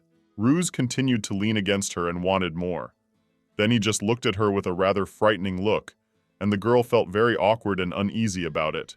She wanted him to move away from her, but the man just stood there looking at her angrily, and because of this, Canel even began to get a little scared. The girl did not understand why he had suddenly become completely different and did not even know what to do. This made her very wary, because she knew that he had not behaved like this initially. Then she turned to Ruse in a rather calm voice and asked him to be a little more gentle, since last time it had all been too fast and uncomfortable for her. The man did not understand at all what she was saying. He could not concentrate. His thoughts were confused, and only the desire intensified as soon as he looked at her. It was all because of her most beautiful scent. With every breath, his mind became clouded, and his senses became even more acute. He knew he couldn't do anything more about it, so he picked up his talisman and asked her in a trembling voice to repeat what she had said. Canel looked at him with a surprised look and couldn't believe that he really hadn't heard. Then she said that it was too slippery in this place, and she was a little scared. She wanted them to do it in the bed, where it was safer, and she would feel more confident that way. But Ruse had no idea what she was talking about. He tried to tell himself that he had to pull himself together and concentrate, but it didn't work. He knew that he must not give in to these terrible instincts under any circumstances, otherwise he would definitely hurt someone, so he tried to use the breathing technique. Finally, the man let go of the girl and began to take a few steps back from her. He calmed down, but all same was very worried. Canel addressed him. However, he seemed not to listen to her, but simply stood in place and tried to bring his breathing and his thinking back to normal. And so some time passed from that moment. He put the talisman back in his pocket and was finally able to think clearly. Hearing the girl, he took her in his arms and began to lead her straight to the bedroom. Before that, he gave her a towel so that she wouldn't freeze. When they entered the bedroom, the man threw her on the bed. However, it was quite neat. Canel was very surprised and did not understand what was wrong with him because he did not say a single word. Ruse began to quickly stretch his pants, then he went to her neck and almost began to bite it. Because of this, Canel felt myself again uncomfortable. She turned to him and told him to be gentle, because she had asked him to be. At that moment, tears even came to her eyes, because she felt powerless in such situations. Ruse realized that he was now thinking even worse than last time, and he didn't know what to do. Canel simply watched in surprise for a while, as the man tried to fight himself, and didn't know what to do. Then the guy sighed heavily, grabbed her by the waist very roughly, and began to go down. Canel screamed loudly and asked him to wait and stop, but the man ignored her. His body was filled with wild desire, so he said that he could not wait and hold back any longer, so he began to do what he came for. Quite a lot of time had passed since then. However, Ruse still did not stop. Canel did not understand how many times in a row this was happening. There were many tears in her eyes, and she turned to him with a trembling voice, saying that she was very tired. The girl really couldn't stand it anymore. She suggested that they take a rest. However, he got angry at her because of this, and told her in a rough voice to stop talking already. After all, he had already said that there would be no rest. Canel thought that she would not say anything more until he stopped himself, because she understood that she was still an ordinary tool for creating an heir. She told herself that she shouldn't hope for anything, and also realized that she had somehow lost his gentle side. Here he was again, a cruel man who didn't know how to stop. She thought about his duty and his position, and knew it was very stupid to feel that way, even after the way Ruse had treated her. She all equals leads myself. How idiot. In fact, Ruse initially loved her incredibly much too. However, in the end, he turned out to be as cruel as Ruse now turns out to be. She knew she could never hope for anything again. She just had to give birth to an heir. Here her true function by opinion, girls. She knew she had to give him her body and think of nothing else. Canel was just a means to get pregnant and nothing more. And when the child is born, she must love him with all her heart, because this is exactly what she herself wanted. Therefore, young woman thought that she not should complain. And when the sun was already starting to rise outside, Ruse woke up first. Was unbelievable. Badly after of that happened. The man remembered how he had acted the previous night and had not stopped, and because of this he was very sad, no matter how much Canel asked him to calm down and stop. Not listened to her. The girl, who still couldn't sleep because they had just finished doing all this, didn't understand why he was acting like a madman. He had absolutely no control over himself. Ruse felt absolutely terrible, because he knew perfectly well that it was only his fault. He tried to restrain himself, but still lost control in the end. Because of this, he blamed himself very much and did not understand why this happened. last time he was controlled, so he separated it from his body for a while.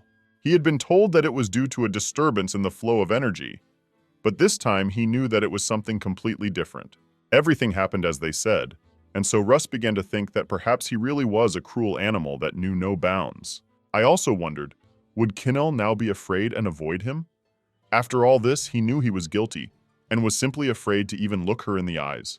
He turned closer to the girl and pulled the blanket higher so that she would not freeze, and for a while he simply looked at how she slept peacefully. Of course, Russ didn't want her to distance herself from him. However, that would have been an obvious reaction after what he had done. He touched her hand and began to gently stroke her wrist. Canel did not move away because she was fast asleep. However, he understood that this time it was even more serious and he did not know how to fix this situation. Of course, he wants to ask for forgiveness and be forgiven, but he doesn't want her to hate him because he just couldn't control himself. This was then, not him very ashamed. He looked at the girl's face, which was still a little red after the night, and didn't understand why he was asking so much from her, because he didn't deserve it. Some time passed from that moment, and when the morning came, a maid came to them and asked if the man would like to have breakfast with the princess. Ruse replied that, of course, he wouldn't mind. He would go with Canel when she finally woke up. He himself thought about what she liked and what kind of food she liked. Last time she liked that chicken. Salura style. He also said that if they have fresh fruit, it would be better to bring that too. In the South, they eat fruit with every meal, so that's the best option. The maid bowed and said that everything would be done, and then went to carry out his order. Meanwhile, the man closed the door behind her and was suddenly very surprised when he saw Canel. The girl was sitting on the bed and covering her body with a blanket. He immediately asked, was she really awake? When she wanted to sit up fully, she suddenly felt a very strong pain in the lower part of her body. Then Russ handed her a glass of water and told her to drink a little, because she would probably want to drink after the night. As soon as Canel saw this, she was a little surprised. She immediately understood that she shouldn't imagine anything. His mood had simply improved. He had a good rest, that's all. The girl believed that she had seen his true face last night, so now she had to be a little careful about communicating with him. He just looked at her for a while and then said that he would like to talk to her a little about what happened last night. As soon as she heard this, she immediately became a little wary. She did not want to discuss this topic because she understood that it would be a very awkward and unpleasant conversation. So, just smiling tenderly, Canel said that everything was perfectly fine. She understood his feelings perfectly, so he didn't need to explain anything. As soon as Ruse heard this, he was shocked. He immediately looked at her in surprise and asked what she meant by that, because he really thought that she would be offended and want to talk it over. The girl then explained that she had provoked him the previous evening in the palace, so the love he had given her that night was quite natural and understandable. She, lowering her head, said that she understood everything perfectly regarding his request. She did not and would not have any feelings for him that were not related to the child, so he should not worry about it. As soon as Ruse heard this, he was very shocked. He even began to get angry, clenching his hand into a fist, not understanding how she could say such a thing. When the girl saw this, she was shocked.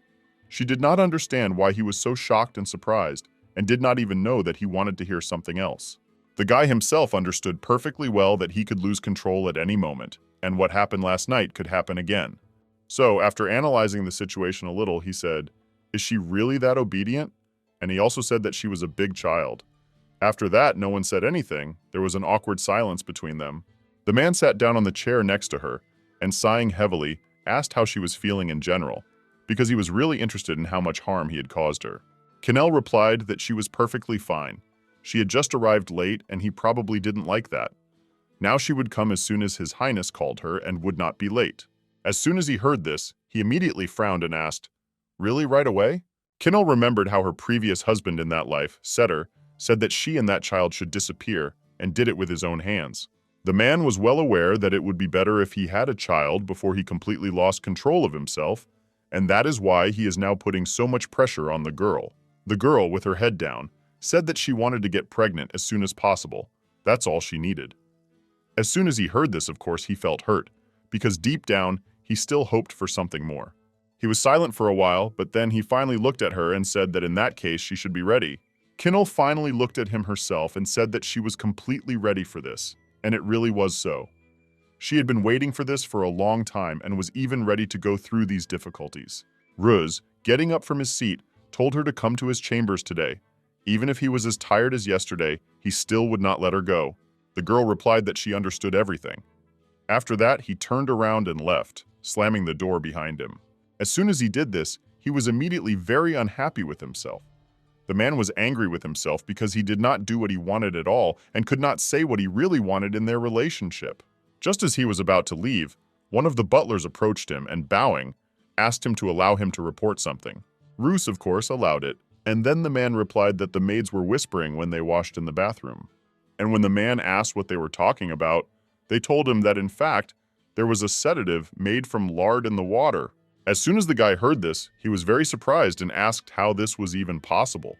He only knew in general terms what it was and how it worked. So the butler explained that it acted as a powerful aphrodisiac on a man, but he had never heard of it being added to bath water, regardless of the effect. It was a drug used by the royal family. Then he wondered if it was possible that the princess was using him to forget the prince. How only Ruse heard. This is what was amazed. The man thought that he had indeed noticed a rather strange smell that was in the bathroom, and now he understood that most likely this was precisely the main reason why he behaved this way in the end. He was losing control not because of his dark aura, but because of this terrible drug that somehow ended up in the girl's bathroom.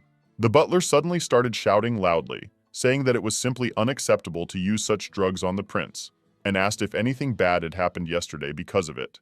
Ruse was a little embarrassed because he remembered what had actually happened before last night, but he didn't tell him about it and said that everything was fine.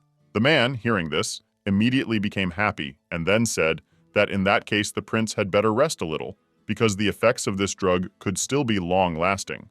Rose couldn't believe that Canel had actually used this drug to seduce him, but he didn't understand why all this was necessary. He even thought that perhaps this was done because he did not support the idea with the child, and she thus wanted to lure him over to her side and prove that it was important. However, he did not understand why she had been so cold towards him in the morning for such a reason. Of course, it was all too complicated, and the prince simply did not understand what she was thinking about. The man knew that he would definitely have to talk to her, however, a little later. So after that, he went to his bedroom to think it over thoroughly and on his own. Canel, meanwhile, had already changed her clothes, had breakfast, and was sitting at her desk, writing down various letters. A maid came up to her and told Her Highness that this was not the way to treat a princess. But Canel didn't even look up at her and replied that she had already said that everything was fine, so she shouldn't worry so much, since it was her duty. Of course, the girl knew and understood from the very beginning that this would happen, so she had no right to be so surprised and upset because she had placed some unjustified hopes. She wrote a letter to her mother and even to me, saying that everything was fine. She was also interested in how things were going with Biga and Count Phil, when she assumed that they were probably in shock when they saw the counts in such a terrible beaten state, because Ruse really did cripple him badly. Dia suddenly turned to her and said that she had heard that they were supposed to come to the palace today and asked if she needed to buy another perfume. After all, they had used a whole bottle yesterday. As soon as Canel heard about this, she immediately looked at the maid in surprise and asked what kind of perfume they were talking about. The maid, having handed her a small bottle, which was completely empty, did not understand why she was so surprised, and Canel immediately screamed, asking if it was really finished. Dia then covered her face with her hands and said that she saw that His Highness was very irritated and thought that a pleasant scent might cheer him up. When Canel looked more closely, she realized that it was the drug that made him act like a wild animal after just one drop. It was indeed the thing that her mother had given her, and she was simply horrified. She looked at her maid and, with a voice trembling with fear, asked if she had really used the whole bottle. Dia immediately replied that she was very sorry. The smell was not noticeable at all, so she thought that the more the better. But now Canel realized that he had been behaving terribly because of the drug. His mind had been clouded by this substance. And now the girl began to wonder if there was even a drop of sincerity in what had happened last night. She knew she shouldn't have hoped for it, but still, a drop of hope had arisen in her soul. Several hours passed from that moment, and when evening came, the table was set for dinner in the banquet hall. Some time had passed since the table was fully set. Ruse sat at it and still hadn't touched his food. He couldn't believe that she didn't want to come because of that conversation in the morning and didn't know what to do. He was about to ask the servants to bring her, but at that moment there was a knock on the door. Then the maid said that the princess had arrived, and he immediately said that they could let her in, and was also very happy about it. At that moment, Canel came inside. She was wearing a simply beautiful, luxurious evening dress, which looked a little more modest than the previous evening. The girl looked at His Majesty and, smiling slightly, asked if he had called her. As soon as the guy looked at her beauty, he froze in place. He could not believe that she really, even in a simple outfit, could look so attractive.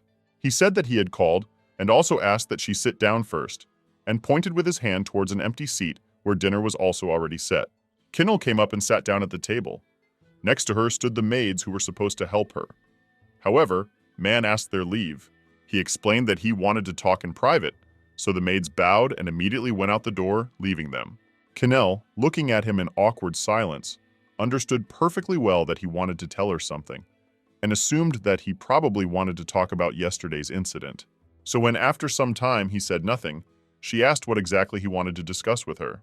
Ruse, looking at the girl for a while, said that they had better not hurry because the food would get completely cold, so he suggested that they eat first. Canel did not object and said that it could be done that way.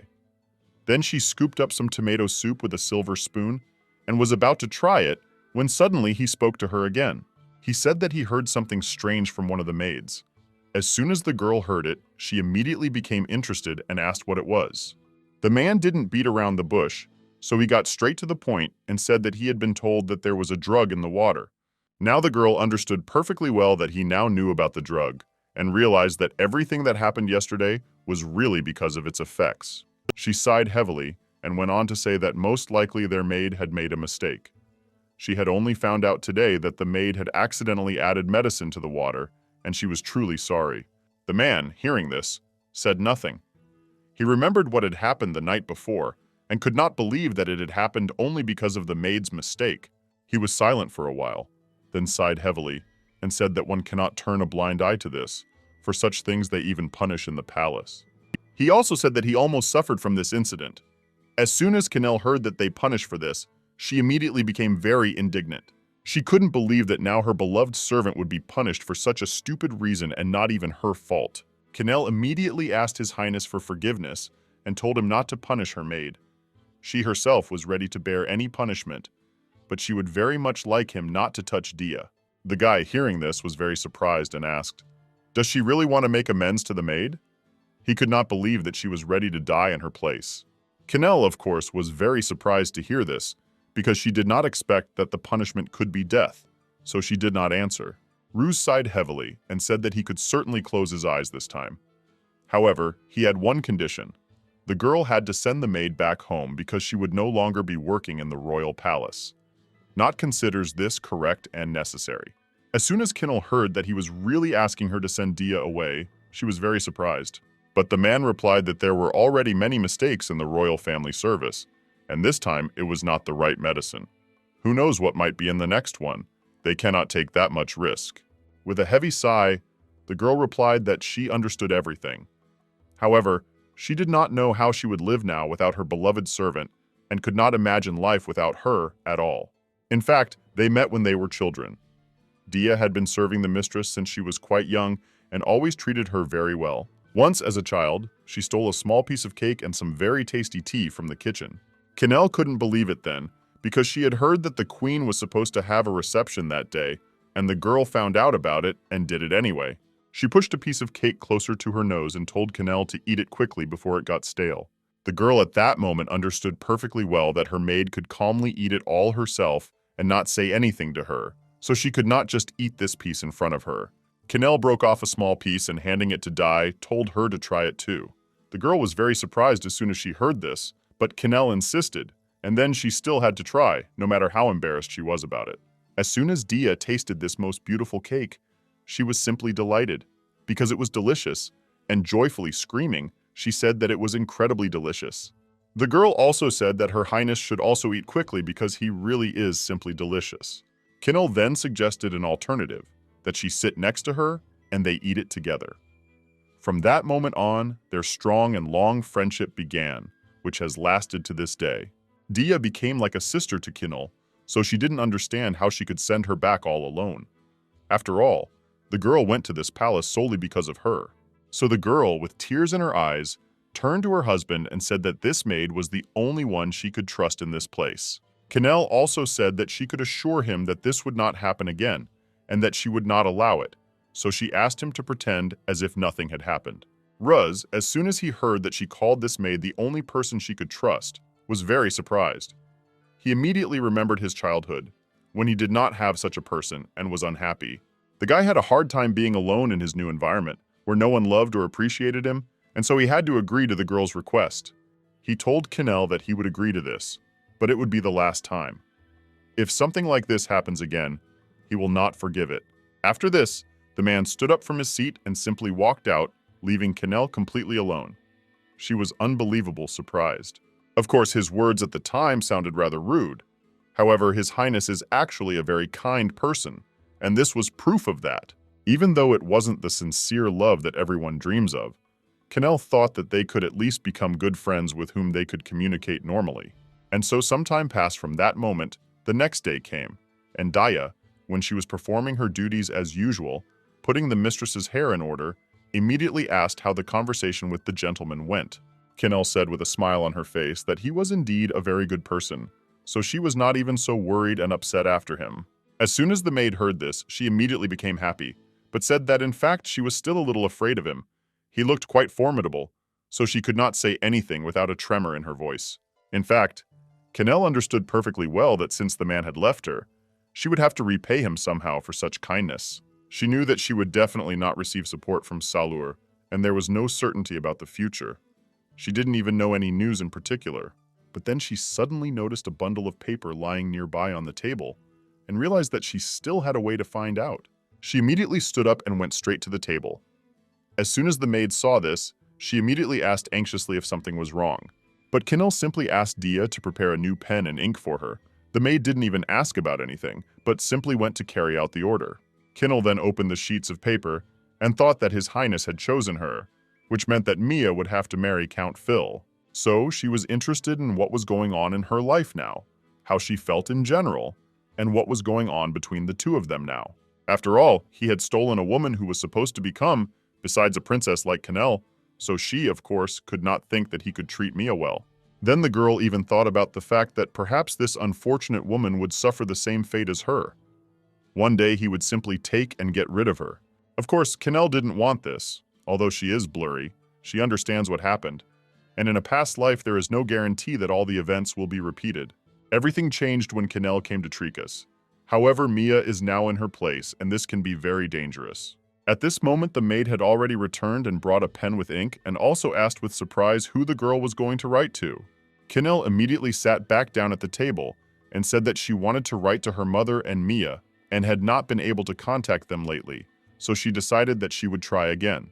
Dia, smiling, said that if you think about it, the girl is quite close to Mia, and this is commendable. After that, she went to make tea and noticed how Canel began to write something very aggressively and quickly.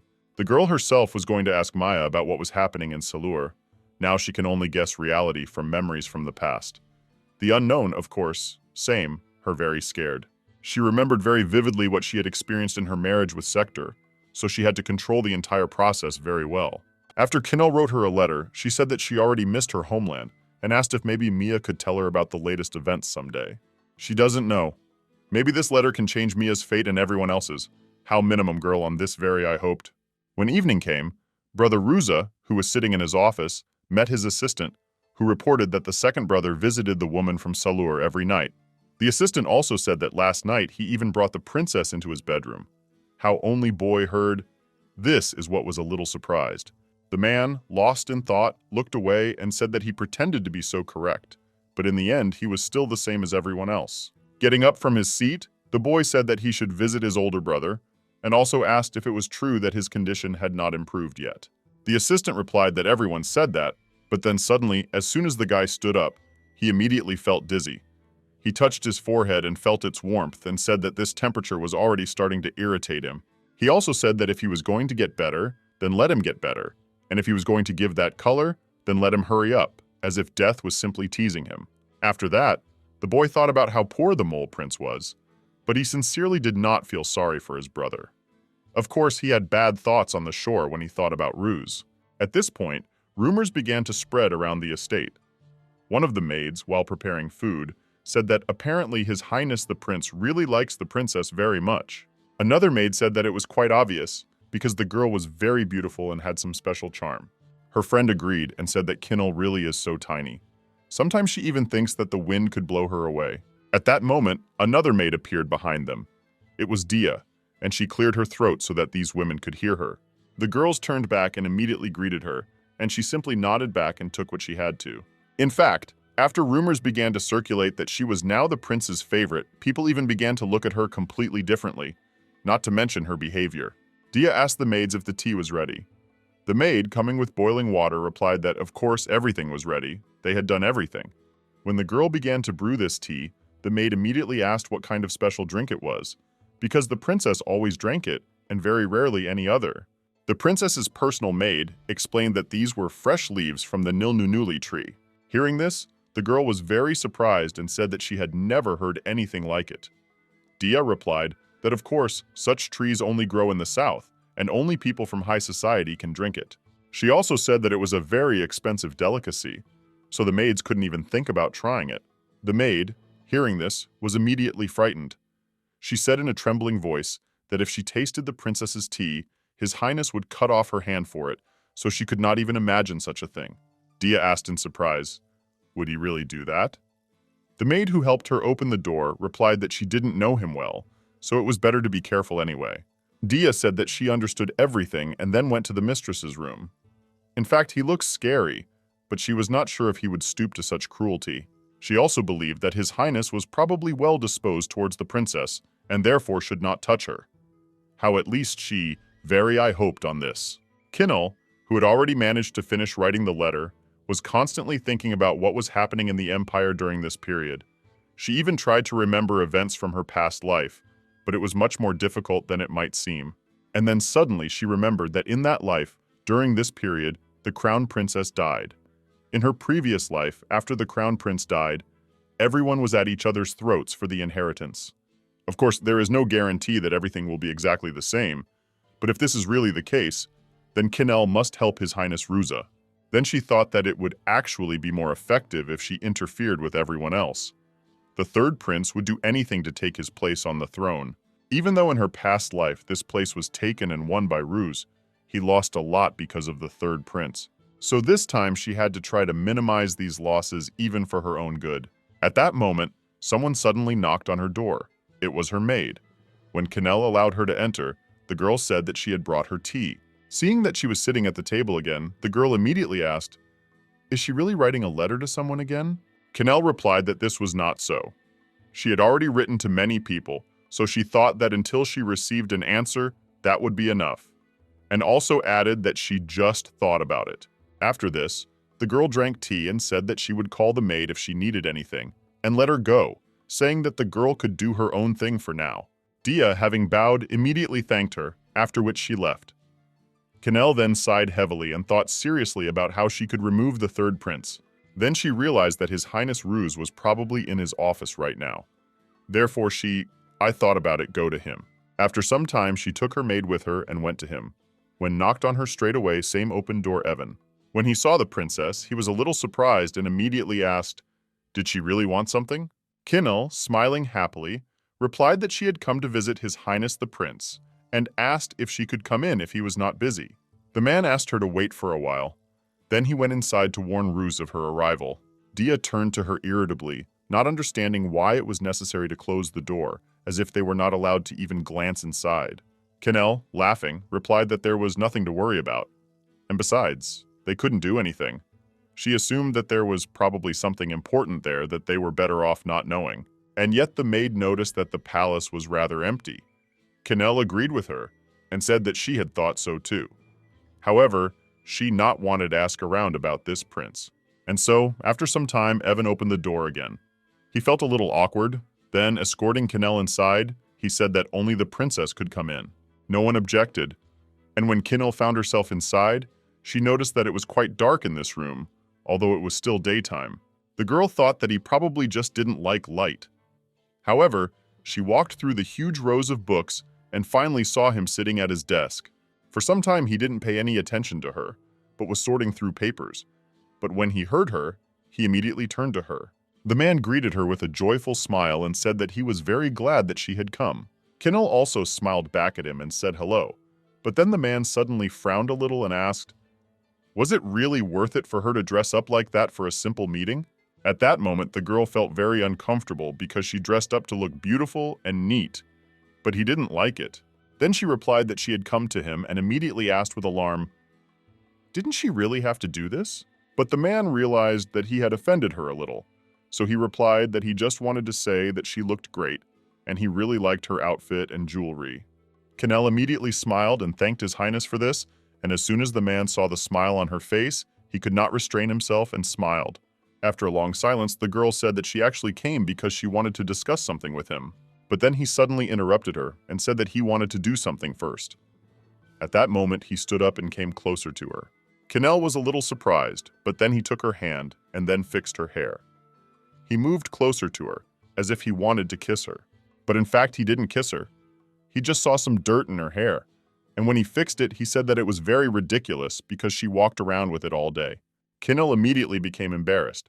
She began to fix her hair, and she felt very ashamed because she had already been expecting this kiss.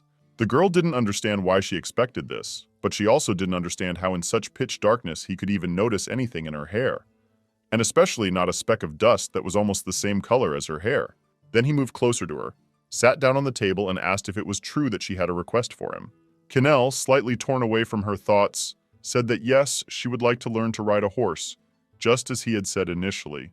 The guy, hearing about this, was very surprised and asked why she came to this decision so suddenly. In fact, in order to obtain information in the Imperial Palace, she needs to interact with other people. However, others thought of her as a girl in a revealing dress who came from the kingdom of Salur. So she needs to treat her differently now and change their perception. So Canel explained her desire by saying that she had heard that girls in Trikos were also keen on horseback riding. So she thought that she should learn how to do it, so that there would be no awkwardness later. After listening to her, Ruse said that he understood everything, but he also said that he was busy that day. When he had time, he would call her and give her some lessons. She immediately looked at him in surprise and asked if he was really going to teach her himself. But the prince asked in surprise, did she really think that her teacher would not be him, but some other man? Of course, he could not allow this. Therefore, he will do it himself. Canel smiled politely and said that he was very busy. He had so much work to do, and it would distract him a lot. She also wondered if he was doing this because he didn't trust her. The man turned away and said that it wasn't so. It was just that when learning to ride, there was always physical contact. You have to help the lady get on the horse, then get off. And so it all brings people together. So Ruse thought it would be better for him to teach than just watch it. He explained that he had simply decided that this was the case and that he had no intention of explaining anything further to her. So he told her that she could go now, as he still had some things to finish. When he touched Canel's shoulder and began to lead her out, the girl was a little surprised, because he even seemed a little embarrassed by this, but she still wasn't going to hope for much. When the next day came, the girl had already changed into the necessary riding uniform in the morning and went to the place where the man had told her. Ruse also changed his clothes and, walking next to her, asked if she had never mounted a horse on her own. He also asked what they do in her homeland, since they don't even teach girls things like that. Canel laughed awkwardly, but didn't try to explain anything to him, because she didn't even know what to say in such a situation. Then he started the lesson and said that first the horse had to get used to her, so he asked her to slowly approach him. Ruse explained that sudden movements could frighten the horse, and then it could end very badly.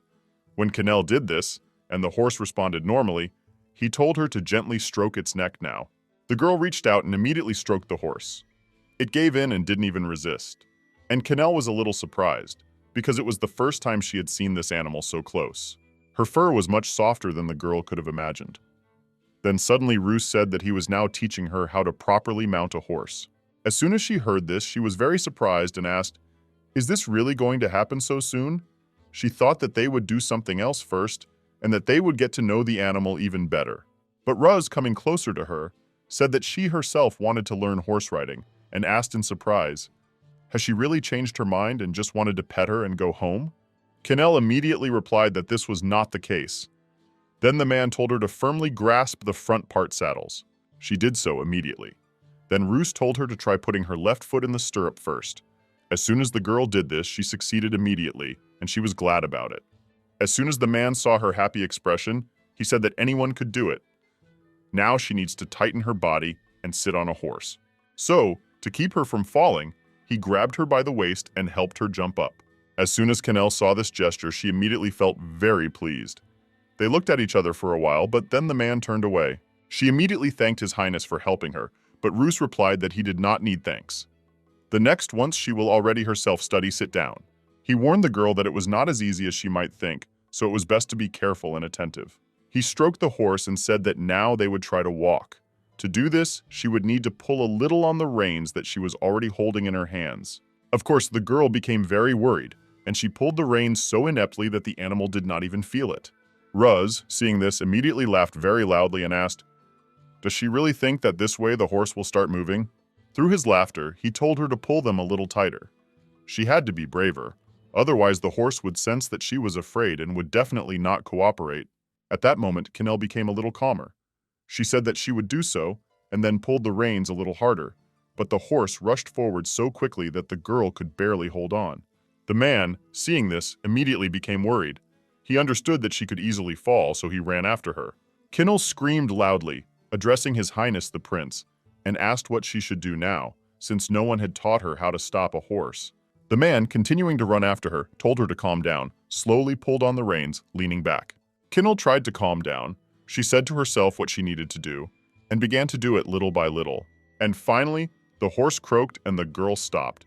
However, it happened rather abruptly, so the girl even staggered a little on the horse. The man had already caught up with her, and immediately asked in an anxious voice if everything was okay with her. Canel was shaking all over with fear, but she said that she was okay, although she was still a little scared because of it. In fact, Ruse himself was very scared. He took her hand and said that he was sorry, because it was his fault.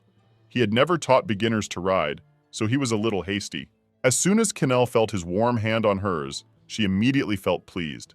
Her cheeks turned red because it was quite hard for her to think about this man in a non-romantic context. He asked if she could get down now and also assured her that he would hold her. The girl agreed, and then leaning on his muscular male chest, she got off the horse. In fact, Ruse was very scared because he knew that he almost hurt her while he was teaching her, and because of this, he was a little sad. While adjusting her tousled hair, the man said that next time he would invite a professional trainer to prevent such incidents from happening again. The girl looked down and thanked him, saying that it meant a lot to her. The man said that the lesson was over and she could rest. Then Canel stepped away from him, and the man began to lead the horse back to the stall. As soon as he moved away from her at some distance, Canel began to breathe heavily. She felt rather strange but could not explain it. Her heart began to beat very quickly, and she was literally burning with her feelings. In fact, she had never thought that His Highness would be so worried about her. After all, as soon as she saw how scared he was when she flew, she immediately felt pleased, and she understood that she meant a lot to him. Several days passed since then, and as Ruse had promised, he had indeed hired a professional riding teacher. The girl traveled quite calmly with this teacher, and the teacher praised her, saying that she was learning very quickly. The teacher also said that she might even be able to walk around.